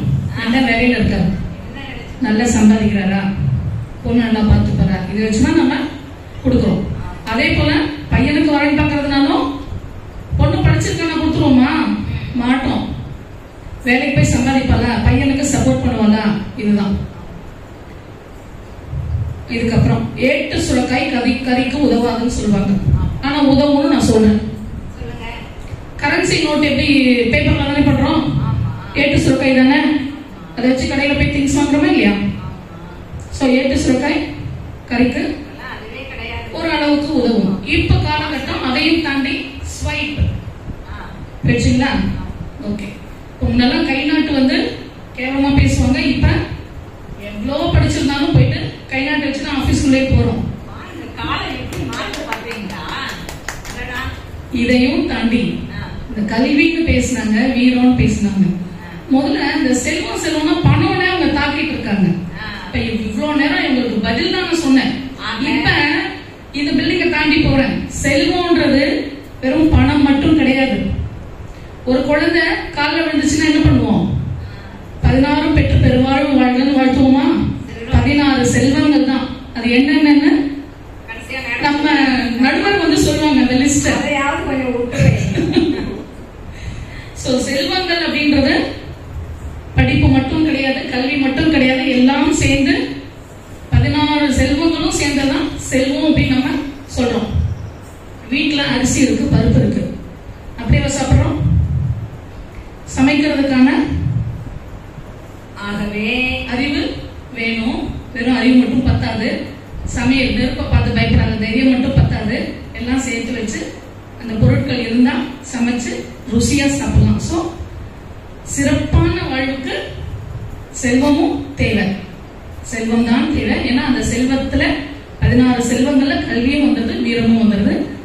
வாய்ப்பளித்த அனைத்து உள்ளங்களுக்கு நன்றி. செல்வம் தான் சோறு போடும், கல்வியா சோறு போடும், தைரியமா சோறு போடும். அதானே மேடம்? செல்வம் தான் சோறு போடும், வயிறு நிறைக்கும். மேடம் மிக அருமையாக அவருடைய கருத்துக்களை எல்லாம் பதிவு செஞ்சாங்க. அவர்களை தொடர்ந்து நிறைவு பேச்சாளராக இன்றைய தலைப்பில் திருமதி அங்கேற்கனி அவர்கள் வீரமே என்ற தலைப்பில் பேச வருகின்றார். அற்புதமான இந்த வாய்ப்பை எங்கள் குழுவிற்கு அளித்த தாய் மூகாம்பிகை ஆலய நிர்வாகத்திற்கு நன்றியையும் வணக்கத்தையும் தெரிவித்துக் கொள்கிறேன். நடுவர் உள்ளிட்ட அவையை வணங்குகிறேன். இன்றைய சூழலில் சிறப்பான வாழ்விற்கு தேவை வீரம் என்பது எனது வாதம். நடுவர் அவர்களே, வீரம் அப்படின்னா உங்களோட டெஃபினிஷன் என்னன்னு கொஞ்சம் சொல்லுங்க. அந்த அளவுக்கு தைரியம் இல்ல, சோர்ந்துட்டீங்கன்னு நினைக்கிறேன், யோசிக்க முடியல. மன வலிமையும் உடல் வலிமையும் சேர்ந்துதான் நம்ம வீரம்னு சொல்றோம் இல்லைங்களா? ஆனா இன்றைய காலகட்டத்துல உடல் வலிமை அப்படி கொஞ்சம் தூரமா போயிடுச்சு. ஏன்னா மூர்த்தி சிறியதாயினும் கீர்த்தி பெரியது அப்படின்னு சொல்லுவாங்க. அதாவது நம்ம பாக்குறவங்க ஆஜான பாகமா இருக்கிறவங்களை பாக்குறத விட இந்த கொஞ்சம் உயரம் குறைவாக இருப்பவர்களோட செயல்கள் பாத்தீங்கன்னா இவங்களா செஞ்சாங்க அப்படின்ற ஒரு இதை நம்ம ஒரு ஆச்சரியத்தோட பார்ப்போம். அப்படிதான் எல்லாரும் பாக்குறாங்க. 2 பேரும் பிரம்மாண்டமா இருந்தாங்களே, வாய்ஸ் ஒரு மாதிரியா இருந்தது. ஒண்ணு ஒட்டட பூச்சி மாதிரி வாய்ஸ் கொஞ்சம் ஹையா பேசுவாங்க. அது ஒண்ணுதான் கடவுள் எனக்கு விட்டு வச்சிருக்காங்க. இந்த கல்வி செல்வம் இது எல்லாமே மிக அதிகமாக இருந்தாலும் கூட அந்த மன துணிவு அப்படின்றது இல்லாம போயிட்டா அவர்கள் கோழை அப்படின்னு தான் கூப்பிடுவாங்க. கோழையாகி தான் விடுவாங்க. தங்களுடைய செயல்களை செய்ய முடியாதவர்கள், ரொம்ப தைரியமா செய்ய முடியாதவங்க எல்லாருமே கோழையாகத்தான் இருப்பார்கள். நடுவர் அவர்களே, இந்த சூழல்கள் எல்லாவற்றையும் மாற்றிவிடும் சொல்லுவாங்க இல்லையா? எந்த சூழல்ல எந்த இடத்துக்கு போனாலும் எவ்வளோ பெரிய விரதம் இருந்தாலும் சில நேரம் நம்ம கொஞ்சம் ஸ்லிப் ஆயிடுவோம். உங்களுக்கு காந்தி ஞாபகம் இருக்கும், அவரோட அன்னை ஞாபகம் இருக்கும். அனைத்து பேருக்கும் அது தெரிஞ்சிருக்கும். தன்னுடைய அன்னை கிட்ட அந்த மாது மாமிசம் இவர் தொடமாட்டேன்னு சொல்லிட்டு கடல் கடந்து போனார் இல்லைங்களா? அவர் போன தேசம் எப்படிப்பட்ட தேசம்? இது எல்லாமே அப்படியே சகலமும் அது எல்லாருக்கும் அது தப்புன்னு தெரியாத ஒரு தேசத்துக்கு அவர் போறாரு. அப்படி போகும் பொழுது அந்த இடத்துல அவர் தன் தாய்க்கு கொடுத்த அந்த சத்தியத்தை மறக்கவே இல்லைங்க. ஏன்னா நம்ம போனது ஒண்ணு, அதை மட்டும் முடிச்சுட்டு வருவோம், நம்மள இவ்வளவு தூரம் அமைச்சிருக்காங்களே அப்படின்னு சொல்லிட்டு அந்த மன வலிமை, செல்ஃப் கண்ட்ரோல் இருக்கு இல்லைங்களா? அந்த செல்ஃப் கண்ட்ரோல், சுய கட்டுப்பாடுன்னு சொல்லுவோம். அது கூட சில டைம் நம்ம எதையாவது ஒண்ணு பார்த்தோம்னா ஒரு சபலப்பட்டுருவோம். ஆனா அந்த மன துணிவு, மன வலிமையை தான் நான் காந்தி கிட்ட பார்த்தேன். அப்படிப்பட்டவர் இருந்ததாக இன்னைக்கு மகாத்மான்ற ஒரு உயர்ந்த நிலைக்கு அவர் போறாரு. அந்த மன வலிமை நமக்கு இருந்தா கண்டிப்பாக நாமும் அந்த மகாத்மாவுடைய நிலைக்கு செல்வோம் அப்படின்றதுதான் நடுவர் அவர்களே. அதுக்குதான் சொன்னேன், இன்றைய காலகட்டத்துல அந்த சிறப்பான வாழ்க்கைக்கு நம்ம காந்தியை கூப்பிட்டு போவோம் அப்படின்னு சொல்றேன். அதாவது இன்னைக்கு காலகட்டம் பாத்தீங்கன்னா நிறைய விமர்சனங்கள். யாரை பத்தி கவலைப்படுறது கிடையாது. அந்த யூடியூப்பை ஓபன் பண்ணா எல்லாரையும் கழுவி ஊத்திட்டு இருக்காங்க. எவ்வளவு பெரிய ஆளா இருந்தாலும், அவர் எவ்வளவு நல்ல விஷயங்கள் சொன்னாலும் அந்த நல்ல விஷயங்கள்ல கூட ஏதோ ஒண்ணு எடுத்துக்கிட்டு அவங்க கழுவிதான் ஊத்திட்டு இருக்காங்க. அப்படி அந்த மனநிலையில் கூட இன்னைக்கு தவறாம பேட்டி கொடுக்கறவங்க எவ்வளவு மன துணிவு அவங்களுக்கு இருக்கணும். சோ அந்த மன துணிவை மட்டும் நம்ம எடுத்துக்கணும்ன்ற, பக்கத்தை விட ஏற்ற விட என்ன சொன்னாலும் ஏன் நம்ம அதை காதுல வாங்கணும்? அந்த துணிவு, அந்த வீரம், அது மட்டும் இருந்தாலே போதும் நடுவர்களே. ரொம்ப அழகா சொல்லிட்டு போனாங்க. செல்வம் வைத்திருப்பவர்களுக்கு காட்ஸ் வருவாங்க கூட, அந்த பாதுகாவலர்கள் வருவாங்க இல்லைங்களா? அதே மாதிரி மிக உயர்ந்த நிலையில ஒரு ஐஏஎஸ் கேடரா இருந்தாலும் சரி, அதுக்கு மேல தாண்டி படிச்சவங்களா இருந்தாலும் சரி, ஒரு 10 பேரும் ஒரு பின்னாடி ஒரு ஜீப்ல வந்துட்டு இருப்பாங்க, இல்லைன்னா சொல்லல. ஆனால் கல்வி, செல்வம் இவர்களை வைத்திருப்பவர்களிடத்திற்கு பாதுகாவலர்கள் தேவை. ஆனால் வீரம் மிக்க துணிவு கொண்ட வீரர்களுக்கு யாரும் தொலை வர மாட்டாங்க. சிங்கிளா தான் வந்துட்டு இருக்கும். நடுவர்களே, இன்னொன்னு, எனக்கு அந்த காலகட்டத்தை உங்களுக்கு ஒரு சின்ன உதாரணமா சொல்றேன். அப்போ ஒரு கூட்டு குடும்பமா இருந்தாங்க. அப்படி குடும்பம் இருக்கும் பொழுது ஏதோ ஒரு விதத்துல ஒரு தலைமுறை இழந்தா கூட ஒரு அம்மா, அப்பா, அண்ணன், தம்பி, தங்கச்சி எல்லாரும் பார்த்துப்பாங்க. அழகா, ரொம்ப அழகா அந்த குடும்பத்தை அவங்க இது பண்ணிப்பாங்க. ஆனா இன்னைக்கு இருக்கிற காலகட்டம் அந்த அதாவது அந்த கூட்டு குடும்பம் சிதஞ்சு போய் இன்னைக்கு சிங்கிள் விமனா, அந்த ஒரு பெண்ணாக அந்த குடும்பத்தை நிலைநிறுத்துறவ. ஏன் அவ அப்படியே சோர்ந்து போய் உட்காந்துட்டானா அந்த குடும்பம் ஒரு உயர்ந்த நிலைக்கு வந்துடுமா? தன்னுடைய குழந்தைக்கு ஒரு மிகப்பெரிய ஒரு சிறப்பான எதிர்காலத்தை அவங்க கொடுக்க முடியுமா? இல்லையே. அவ சோர மாட்டேன்ற, அவளுக்கு மன துணிவு, எதா இருந்தாலும் பாத்துலாம் அப்படின்னு சொல்லிட்டு வெளியில இன்னைக்கு ஒவ்வொரு பெண்ணும் தன்னுடைய தைரியத்தை காப்பாத்திட்டு இருக்கா. நான் சொல்றது இன்றைய சூழல் சொல்றேன். அன்னைக்கு எல்லாரும் அரவணைப்பா இருந்தாங்க, இல்லைன்னு சொல்லல. நடுவர்களே, ஒரு செய்தி உங்களுக்கு கேள்விப்பட்டிருக்கீங்க. கேஃபே காஃபி டே ஒரு நிறுவனம் இருந்தது இல்லைங்களா, அந்த நிறுவனத்தை நடத்தியவர் சித்தார்த் அப்படின்னு. அவர் கிட்டத்தட்ட 165 நகரங்கள்ல 572 கிளைகளை வந்து அவர் நடத்தி மிக ஒரு உயர்ந்த ஒரு நிலையில அவர் வாழ்ந்துட்டு இருக்காரு. அப்படி வாழும் பொழுது கிட்டத்தட்ட ஒரு 7,200 கோடி அவருக்கு வந்து கடன் வந்தது. கடன் வந்த உடனே அந்த கடன் அவரால் வந்து கட்ட முடியுமான்னு ஒரு டவுட் வந்த உடனே 2019 ஒரு நதிக்கரையில் அவர் நதியில விழுந்து தற்கொலை பண்ணிக்கிறார். நான் கேட்கிறேன், அவ்வளவு செல்வம் படைத்தவர் எத்தனை நிறுவனங்கள் அவர் வந்து வச்சிருப்பாரு. ஏதோ ஒண்ணு வித்துட்டு அமைதியா குடும்பம் நடத்தலாம், ஏதோ ஒரு தைரியத்தை நம்ம கொண்டு வந்திருக்கலாம் இல்லைங்களா. ஆனா அந்த தைரியம் அவருக்கு இல்லை. ஆனா ஒன்னையும் நினைச்சுக்கோங்க, அவரோட மனைவி அந்த தைரியத்தை ஏற்படுத்திக்கிட்டாங்க. மாளவிகா ஹெக்டே அப்படின்ற அவங்க ஒரே ஆண்டுல அத்தனை கடனையும் அவங்க தீர்த்து அந்த நிறுவனத்தை இன்று மிக சிறப்பாக நடத்தி கொண்டிருக்கிறார்கள். இதற்கு என்ன நடவடிக்கை? அவங்களுக்கு கல்வி இல்லையா, செல்வம் இல்லையா, என்ன இல்லை? அந்த கல்வியை வச்சு அவங்க வந்து ஏதோ நிறைய பெரிய நீங்க சொன்ன மாதிரி ஒரு உயர்ந்த நிலைக்கு அவங்க போகலாம் இல்லையா. ஆனா அவர் அந்த கல்வியெல்லாம் கற்ற கல்வியெல்லாம் இழந்து மறந்து தானே அவர் தற்கொலை பண்ணிக்கிட்டாரு. ஆனால் அந்த மனைவியால முடிஞ்சது இல்லையா. அவங்களுக்கு என்ன இருந்தது? அந்த வீரம் இருந்தது, மன துணிவு இருந்தது. ஒரு சின்ன கதை, எல்லாரும் கதை சொன்னாங்கிறதுக்காக நானும் கதை சொல்லல. ஒரு சிங்கம் ஒண்ணு, ஒரு மமதை, எல்லாம் கேள்விப்பட்ட இதுதான். மமதையால இந்த காட்டுக்கு யார் ராஜா யார் ராஜான்னு எல்லார்கிட்டையும் கேட்டுட்டே இருந்தது. அப்படி கேட்டுட்டு இருக்கும்போது வழியில பாம்பு வந்தது, யார் ராஜா? நீங்கதான் ராஜா. அது மாதிரி ஒவ்வொரு விலங்கு கேட்கும் போது எல்லா விலங்கும் நீங்கதான் ராஜா நீங்கதான் ராஜான்னு எல்லாம் சொல்லிட்டே வந்தது. அப்படி சொல்லிட்டே வந்து இன்னும் மமதை அப்படிங்க அதுக்கு அதிகமா போய் யானை ஒண்ணு வருது. அந்த யானை கிட்டே கேக்குது, இந்த காட்டுக்கு யார் ராஜா தெரியுமா அப்படின்னு சொல்லி கேக்குது. அந்த யானை பதில் சொல்லல. திருப்பி இன்னொரு கேக்குது, நான் கேட்கறேன்ல சொல்லு அப்படின்னு. உடனே அந்த யானை தன்னோட தும்பி கையால அந்த சிங்கத்தை ஒரு சுழட்டி வெளியில தள்ளி விட்டுருச்சு. இது போய் பயந்து போய் உட்காந்துட்டு, நான் என்ன கேட்டேன், ஒரு கேள்வி தானே கேட்டேன், நீ எனக்கு ஆன்சர் பண்ணிக்கலாம்ல அப்படின்னு. இதுதான் பதில் அப்படின்னு சொல்லிட்டு போச்சு. இப்படிப்பட்ட ஒரு துணிவான, எத்தனையோ மமதை பிடித்தவர்கள் வாழ்கின்ற இன்றைய சூழலில் எல்லாரையும் நம்ம வந்து எதிர்த்துக்கணும்னு சொல்லல. ஆனால் நல்லவற்றை ஏற்றுக்கொள்ளுங்கள். நம்மள வந்து ஒரு குழியில தள்ளுறவங்ககிட்டயோ இல்ல நம்மள வந்து ஒரு மன ரீதியான ஒரு பாதுகாப்பு இல்லாத ஒரு சூழலை உருவாக்குவர்களிடத்துல நம்ம வந்து தாழ்ந்து போக கூடாது. அந்த இடத்துல மன துணிவு தான் நடுவர்களுக்கு வேணும். கல்வியும் செல்வமும் எவ்வளவோ இருக்கலாம், ஆனா துணிவு என்பது இறைவன் கொடுத்த இந்த வாழ்க்கையில் மிக சிறப்பான வாழ்க்கையை அது நமக்கு தரும் என்று கூறி அற்புதமான இந்த வாய்ப்பை அளித்த ஆலய நிர்வாகத்திற்கும் அமைதியாக கேட்ட அத்துணை பார்வையாளர்களுக்கும் நன்றி கூறி விடைபெறுகிறேன். நன்றி. மிகவும் அருமை பாராட்டுகள். ரொம்ப அழகா வீரம் அப்படின்னு ரொம்ப நிறைவா பேசினாங்க. நிறைய கருத்துக்களை சொன்னாங்க. தாய்மூகாம்பிகை ஆலயத்தில் மிகவும் சிறப்பாக நடந்தேறிக் கொண்டிருக்கின்ற இந்த அருமையான ஒரு பட்டிமன்றத்தில் பேச்சாளர்கள் கல்வியா செல்வமா வீரமா நமது வாழ்வு சிறப்பதற்கு என்று அழகான கருத்துக்களை அழகாக மிகவும் துணிச்சலாக திருமகளின் துணையோடு இங்கு வந்து அழகாக அடுக்கி வைத்திருக்கின்றார்கள். அந்த வகையில் நிறைவாக கருத்து கூற வேண்டும். ஸ்ரீ தாய்மூகாம்பிகை ஆனவள் இச்சாசக்தி, ஞான சக்தி, கிரியா சக்தியாக இருக்கின்றார். கல்வி, செல்வம், வீரம் ஆகியவற்றை வேண்டுபவருக்கு வேண்டும் விதமாக கொடுக்கின்றார். ஒரு நாத்திகனாக இருக்கின்ற ஒரு பாடகரை ஆத்திகனாக ஆக்கின்றார். அவருக்கு வந்து ரொம்ப நாத்திகன்னா பிடிக்கும், கடவுளுடைய பெயரை சொல்லவே மாட்டாரு. இந்த காலகட்டத்தில் நம்முடன் வாழ்ந்து கொண்டிருக்கின்ற மிகச்சிறந்த ஒரு தனித்துவம் மிக்க ஒரு இசையமைப்பாளர். அப்படிப்பட்டவர் என்ன பண்றாரு, ஒரு நாள் அவருக்கு ரொம்ப உடம்பு சரியில்லாம போகுது. அவருடைய நண்பர் மூகாம்பிகை கோவிலுக்கு போயிட்டு வரலாம் அப்படின்னு கூப்பிடுறாரு. உடல் பலவீனம் அடைந்ததால் அவரு சரி நண்பர் ஏதோ சொல்றாரு அப்படின்னு அவர் கூட போறாரு.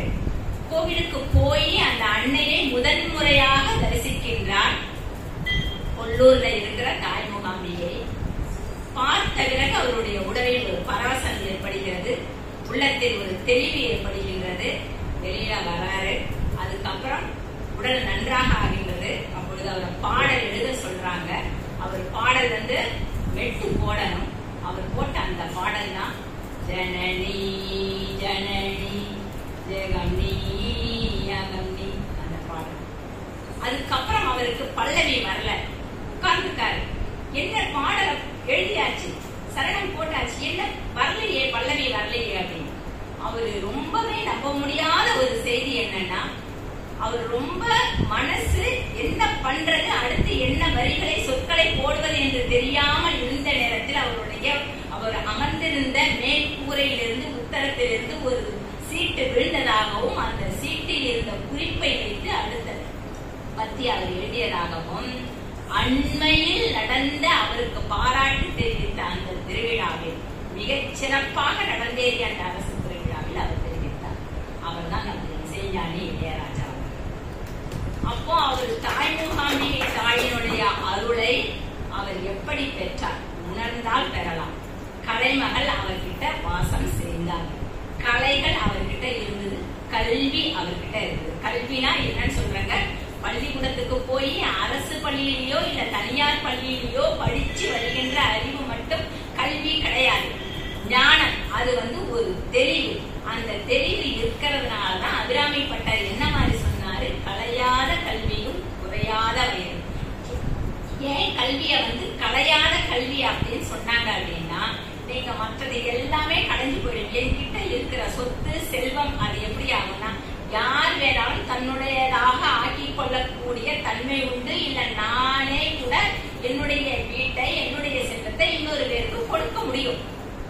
ஆனா கலையாத கல்வி கொடுக்கவே முடியாது. உனக்கு அப்புறம் அந்த நீ வாங்கின அந்த கல்வியை, நீ பெற்ற கல்வியை வேற யாராலையும் பயன்படுத்தவே முடியாது. நான் என்ன டிகிரி கொள்றோம், நான் என்ன டிகிரி வாங்கணும், அதை பிறரால பயன்படுத்த முடியாத ஒரே விஷயம் இந்த உலகத்துல இருக்குன்னா அது கல்வி செல்வம் மட்டும்தான். அதனால நேரத்தின் அருமை கருதி எவ்வளவுதான் நீங்க இவங்க எல்லாம் பேசினாங்க, ரொம்ப தைரியமா பேசினாங்க, தைரியத்தை தாண்டி தைரியத்துக்கு கூட எல்லாமே வரும் அப்படின்னு நீங்க எல்லாம் மனசுல அப்படி ஏற்றி வச்சுட்டு இருந்தா கூட, நானும் ஒரு விதமான தைரியத்தை எனக்குள் வரவழைத்து எப்படி சொல்ல வருகிறேன், இந்த மாதிரி நிறைவு செய்தால் நன்றாக இருக்கும். இந்த சரஸ்வதி மகாலில் கல்வி அவசியம் தேவை, வாழ்க்கை சிறப்பாக இருப்பது. அதைவிட அவசியம் கல்வியை நிலைநாட்டுவதற்கு, அப்புறம் உலகத்துல நிறைய கல்வி கூடங்களை நிறுவுவதற்கு, கல்வியாளர்களை உருவாக்குவதற்கு செல்வம் மிக மிக தேவை. அதையெல்லாம் விட இந்த கல்வியையும் செல்வத்தையும் வச்சுட்டு கரெக்டா ஈட்டலும் காத்தலும் காத்த வகுத்தலும் இதெல்லாம் செய்யறதுக்கு ஒரு தைரியம் வேணும், ஒரு கெத்து வேணும். அது இருந்தா முடியும். அப்ப 3 விஷயங்களும் நமக்கு ரொம்ப நல்லா தேவை. இப்போ இந்த கோணத்துல சிந்திக்கணும். a plus b the whole square 2ab இல்லையா? இப்போ செல்வத்துக்கு கூட இருக்கிற கல்வி, வீரத்துக்கு கூட இருக்கிற கல்வி, இந்த 2 கூடயும் இருக்கிற கல்வி எப்படி மாறும்னா 2 மடங்கு பெருசா மாறும்.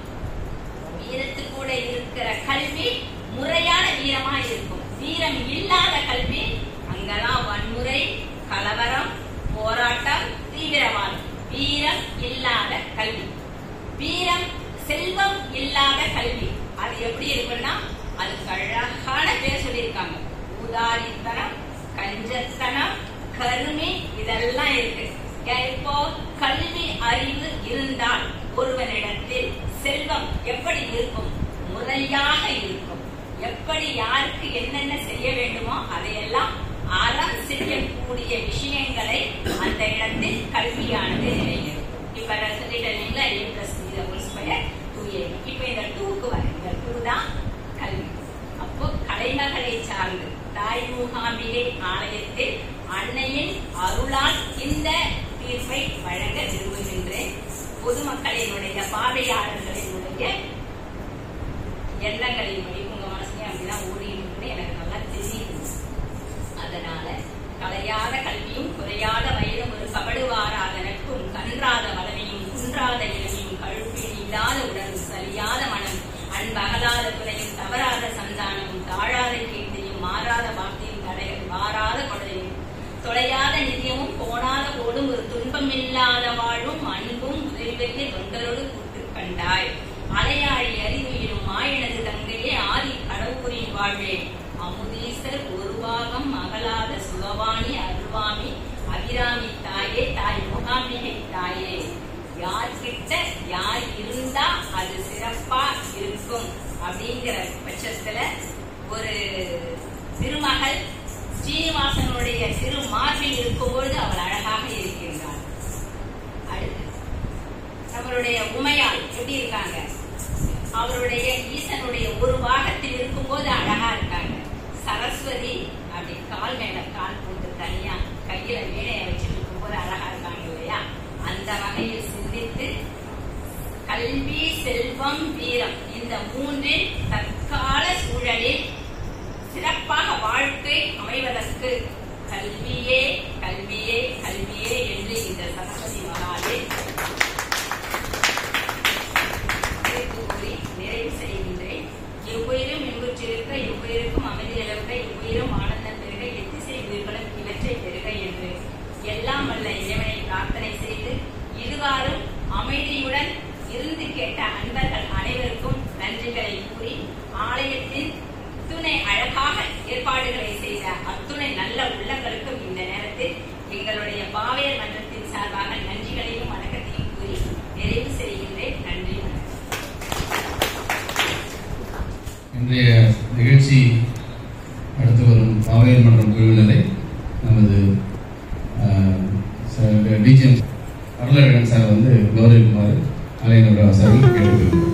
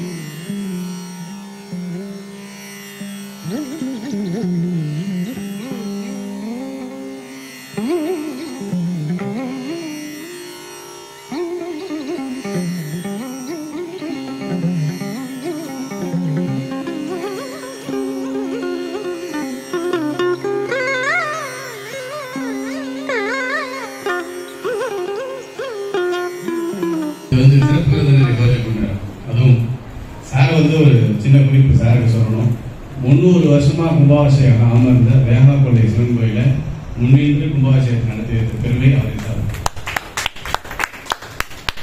அவ்வளவு பெரிய கோயிலே நடத்திட்டாரு. நம்ம கோயிலாம் சார் வந்து கமிட்டி மெம்பர், எங்களோட ஒன் ஆஃப் தி கோஆர்டினேட்டர் அவர். அதனால இந்த கோயிலையும் சிறப்பாக நடத்துறதுக்கு எங்களுக்கு வந்து வழிவகையும் சொல்லி செயல்களையும் செய்வார் என்று அனைவரும் சாருக்கு கேட்டுக்கொள்கிறேன். இந்த ஒரு தருணத்தில் சின்னதா ஒரு விண்ணப்பத்தை இந்த தருணத்தில் நான் ஒரு சிறிய விண்ணப்பத்தை உங்களிடம் வைத்துக் கொள்கிறேன். என்னுடைய தகப்பனாரிடம் நான் படித்தேன் என்ற பெருமை